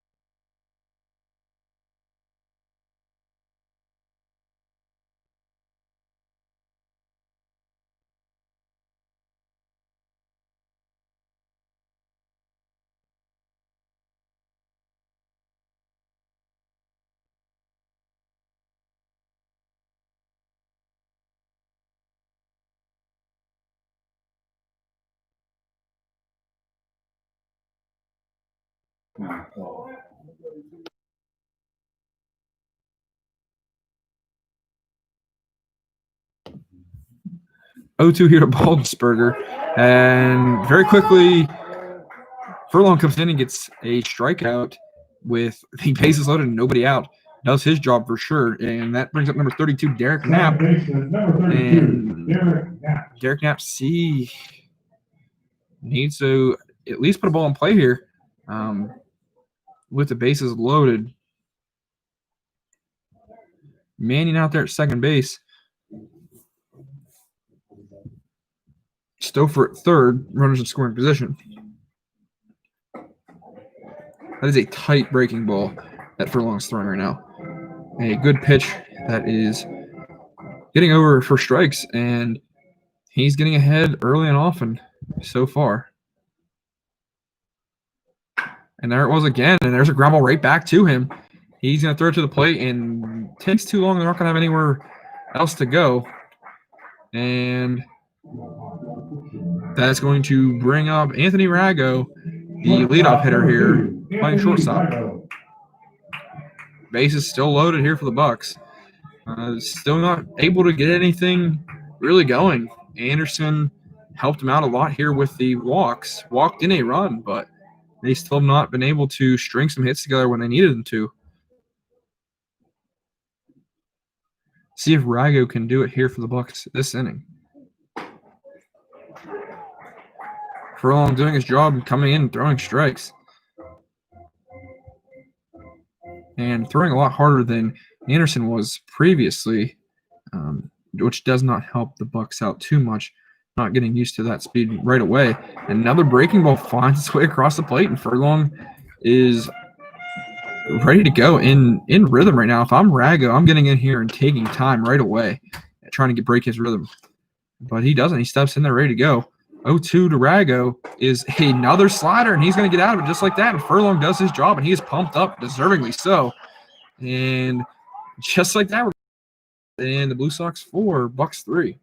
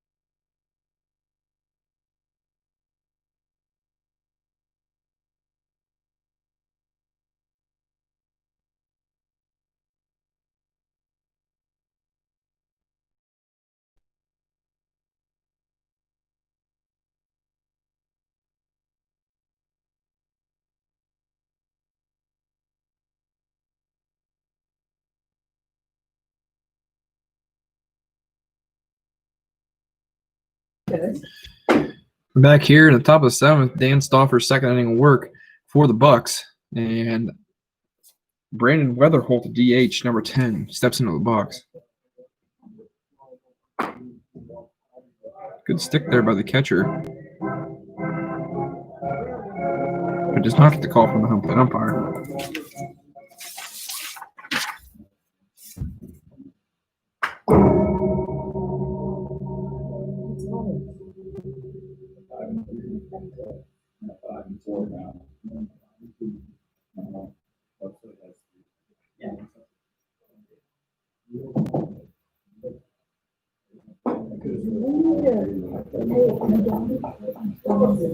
Stauffer falling behind. They kind of 3-1. This game turning in to a really good game here. courtesy of some walks by Anderson in that last inning. But nonetheless, still one bad inning for the Bucks, proving costly. Only 2 earned runs given up by starter Bryce Timko. Oh, and a good fastball there up in the zone is going to be 4 batters and 4 strikeouts for Dan Stauffer here tonight.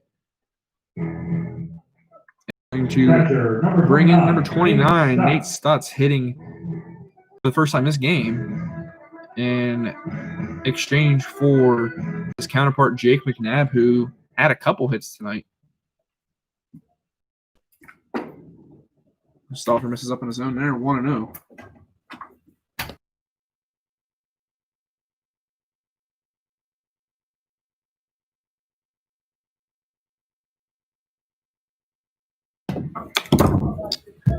Stauffer comes back there with a strike to even to count at 1-1.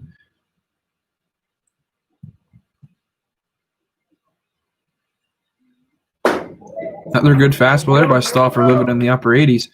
1-2.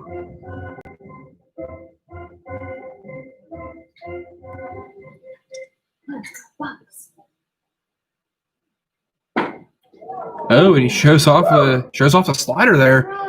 And good pitch, and the home crowd still in attendance here in this late night in DuBois. Not happy with that call.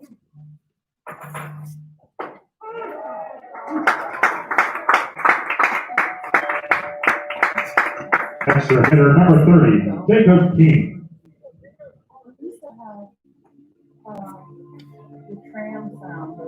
Just another strikeout for Dan Stauffer. 5 in a row, 5 up, 5 down for him. And here comes Jacob Keene, number 30. Dan Stauffer must be testing that out. I've never seen him do that before. Drops.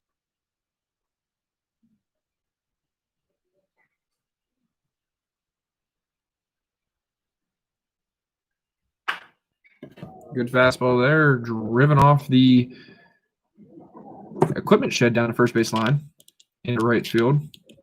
0-2 here for Dan Stauffer.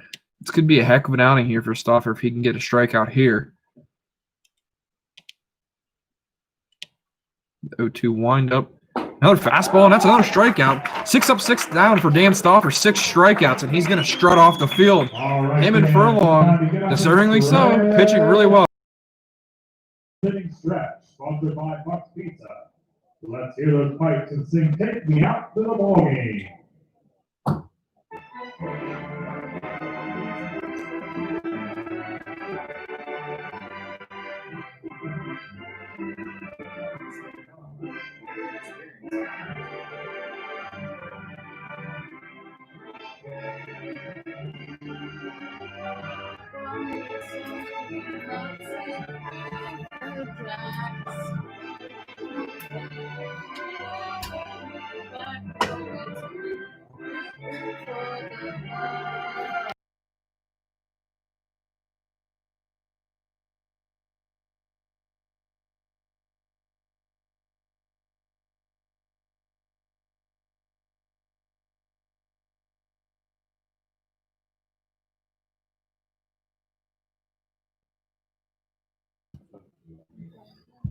Back here for the bottom of the 7th inning. And Sean Furlong back on the mound for the Butler Bluesox as he came out with a little bit of confidence, and I probably would have too after that performance in the last. The Bucks are going to go 2-3-4 here, and he is facing the heart of the lineup, and he's going to welcome Darren Byers into the box to lead it off against him.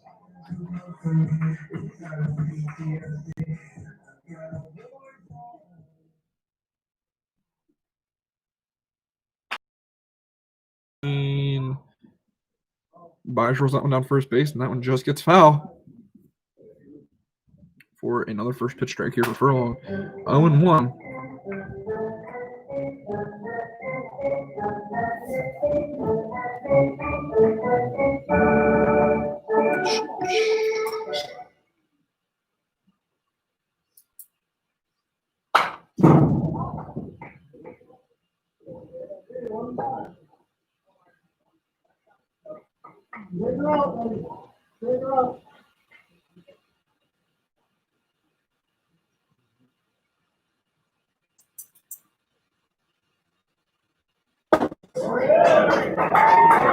And another strikeout there for Furlong as well to Byers.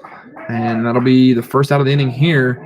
And here comes Catcher, number 23, Steve. the catcher, number 23, Steve Kokoski, dragging the bat the whole way to the plate, who will drag the turf pellets from the front of the plate to the back of the plate.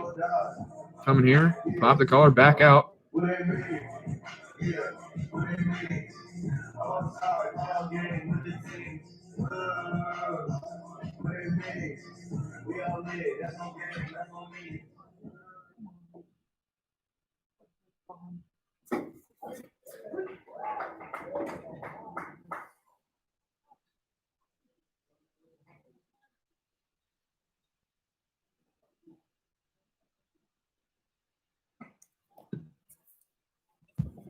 And pitch misses on the outside half from there from Furlong.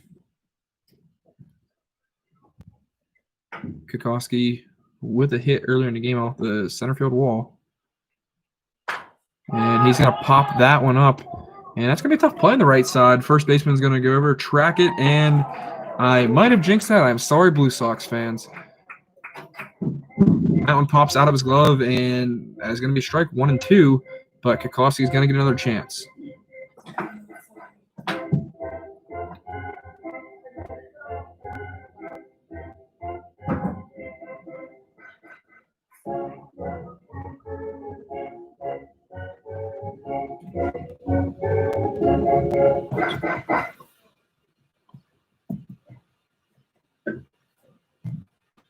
One and two to Kokoski. Furlong comes set. Quick pitches.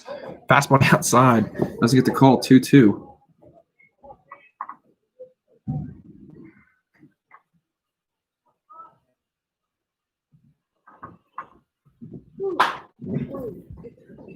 Nice play made there by the third baseman, Shoop. Thrown over to first base, and tip of the cap to Corey Shoop there at third base, who makes a nice diving stop. And the DuBois Bucks are going to be down to their last out, and it's going to be number 4, the third baseman, Keegan Soltis. Soltis last weekend, when the Bucks were playing at the across-town alternate field, the Bucks hit a home run, and that's not necessarily what the Bucks need here, but it would be nice for the Bucks to potentially send us into extra innings and extend this game. Furlong misses outside there. Ball 1.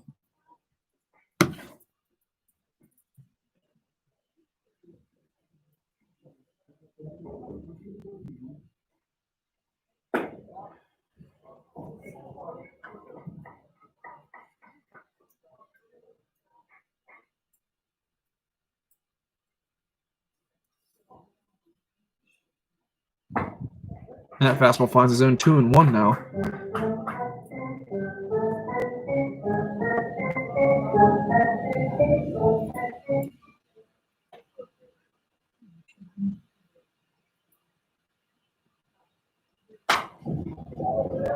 And that fastball fouled back into the net. 2s across the board again here in the bottom of the 7th. Bucks down to their last strike. Keegan Soltis, the last hope here for the Bucks.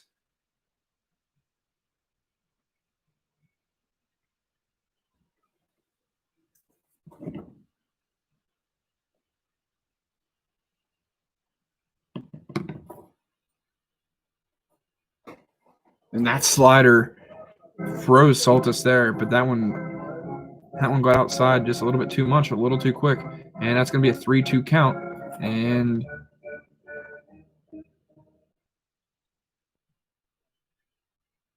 Soltis is looking to extend the game here for the Bucks.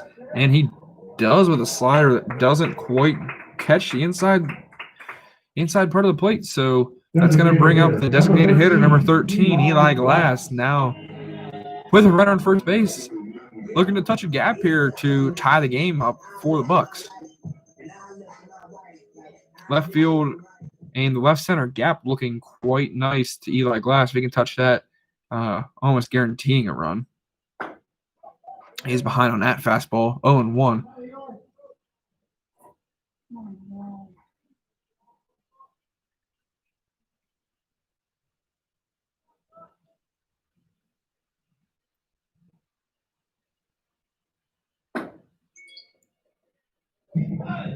Slider there in the outside half does not quite get back to the plate. 1-1 count here. Furlong looking to come on and get a save for the Blue Sox with 2 innings of work. Another ball there. They're 2-1. Another hitter's count here for a Bucks hitter today. Eli Glass going to look to put something in the outfield somewhere, keep the train rolling, hopefully pass the bat along. Danny Mannion, a powerful young man, stands in the batter's box as that one creeps inside. 3-1. Danny Mannion standing on deck, plays at St. Bonaventure, used to hard throwers like Sean Furlong. So nothing new to Danny Mannion. So see what Eli Glass can do here as he swings over the top of that one. 3-2. Again down to their last strike, but 3-2, 2 outs. He's going to be off the pitch. Soltis should be able to score easier here. Furlong throws one right past the Glass, and that is going to do it. And Sean Furlong gets a save for the Butler Blue Sox as the Blue Sox come in here and sweep the DuBois Bucks in doubleheader tonight. And 2 great games played by both. And the only difference really was the Butler Blue Sox cap up and getting some timely hits when they needed them. But you guys for listening, and we will see you for the next home game for your DuBois Bucks. Thank you.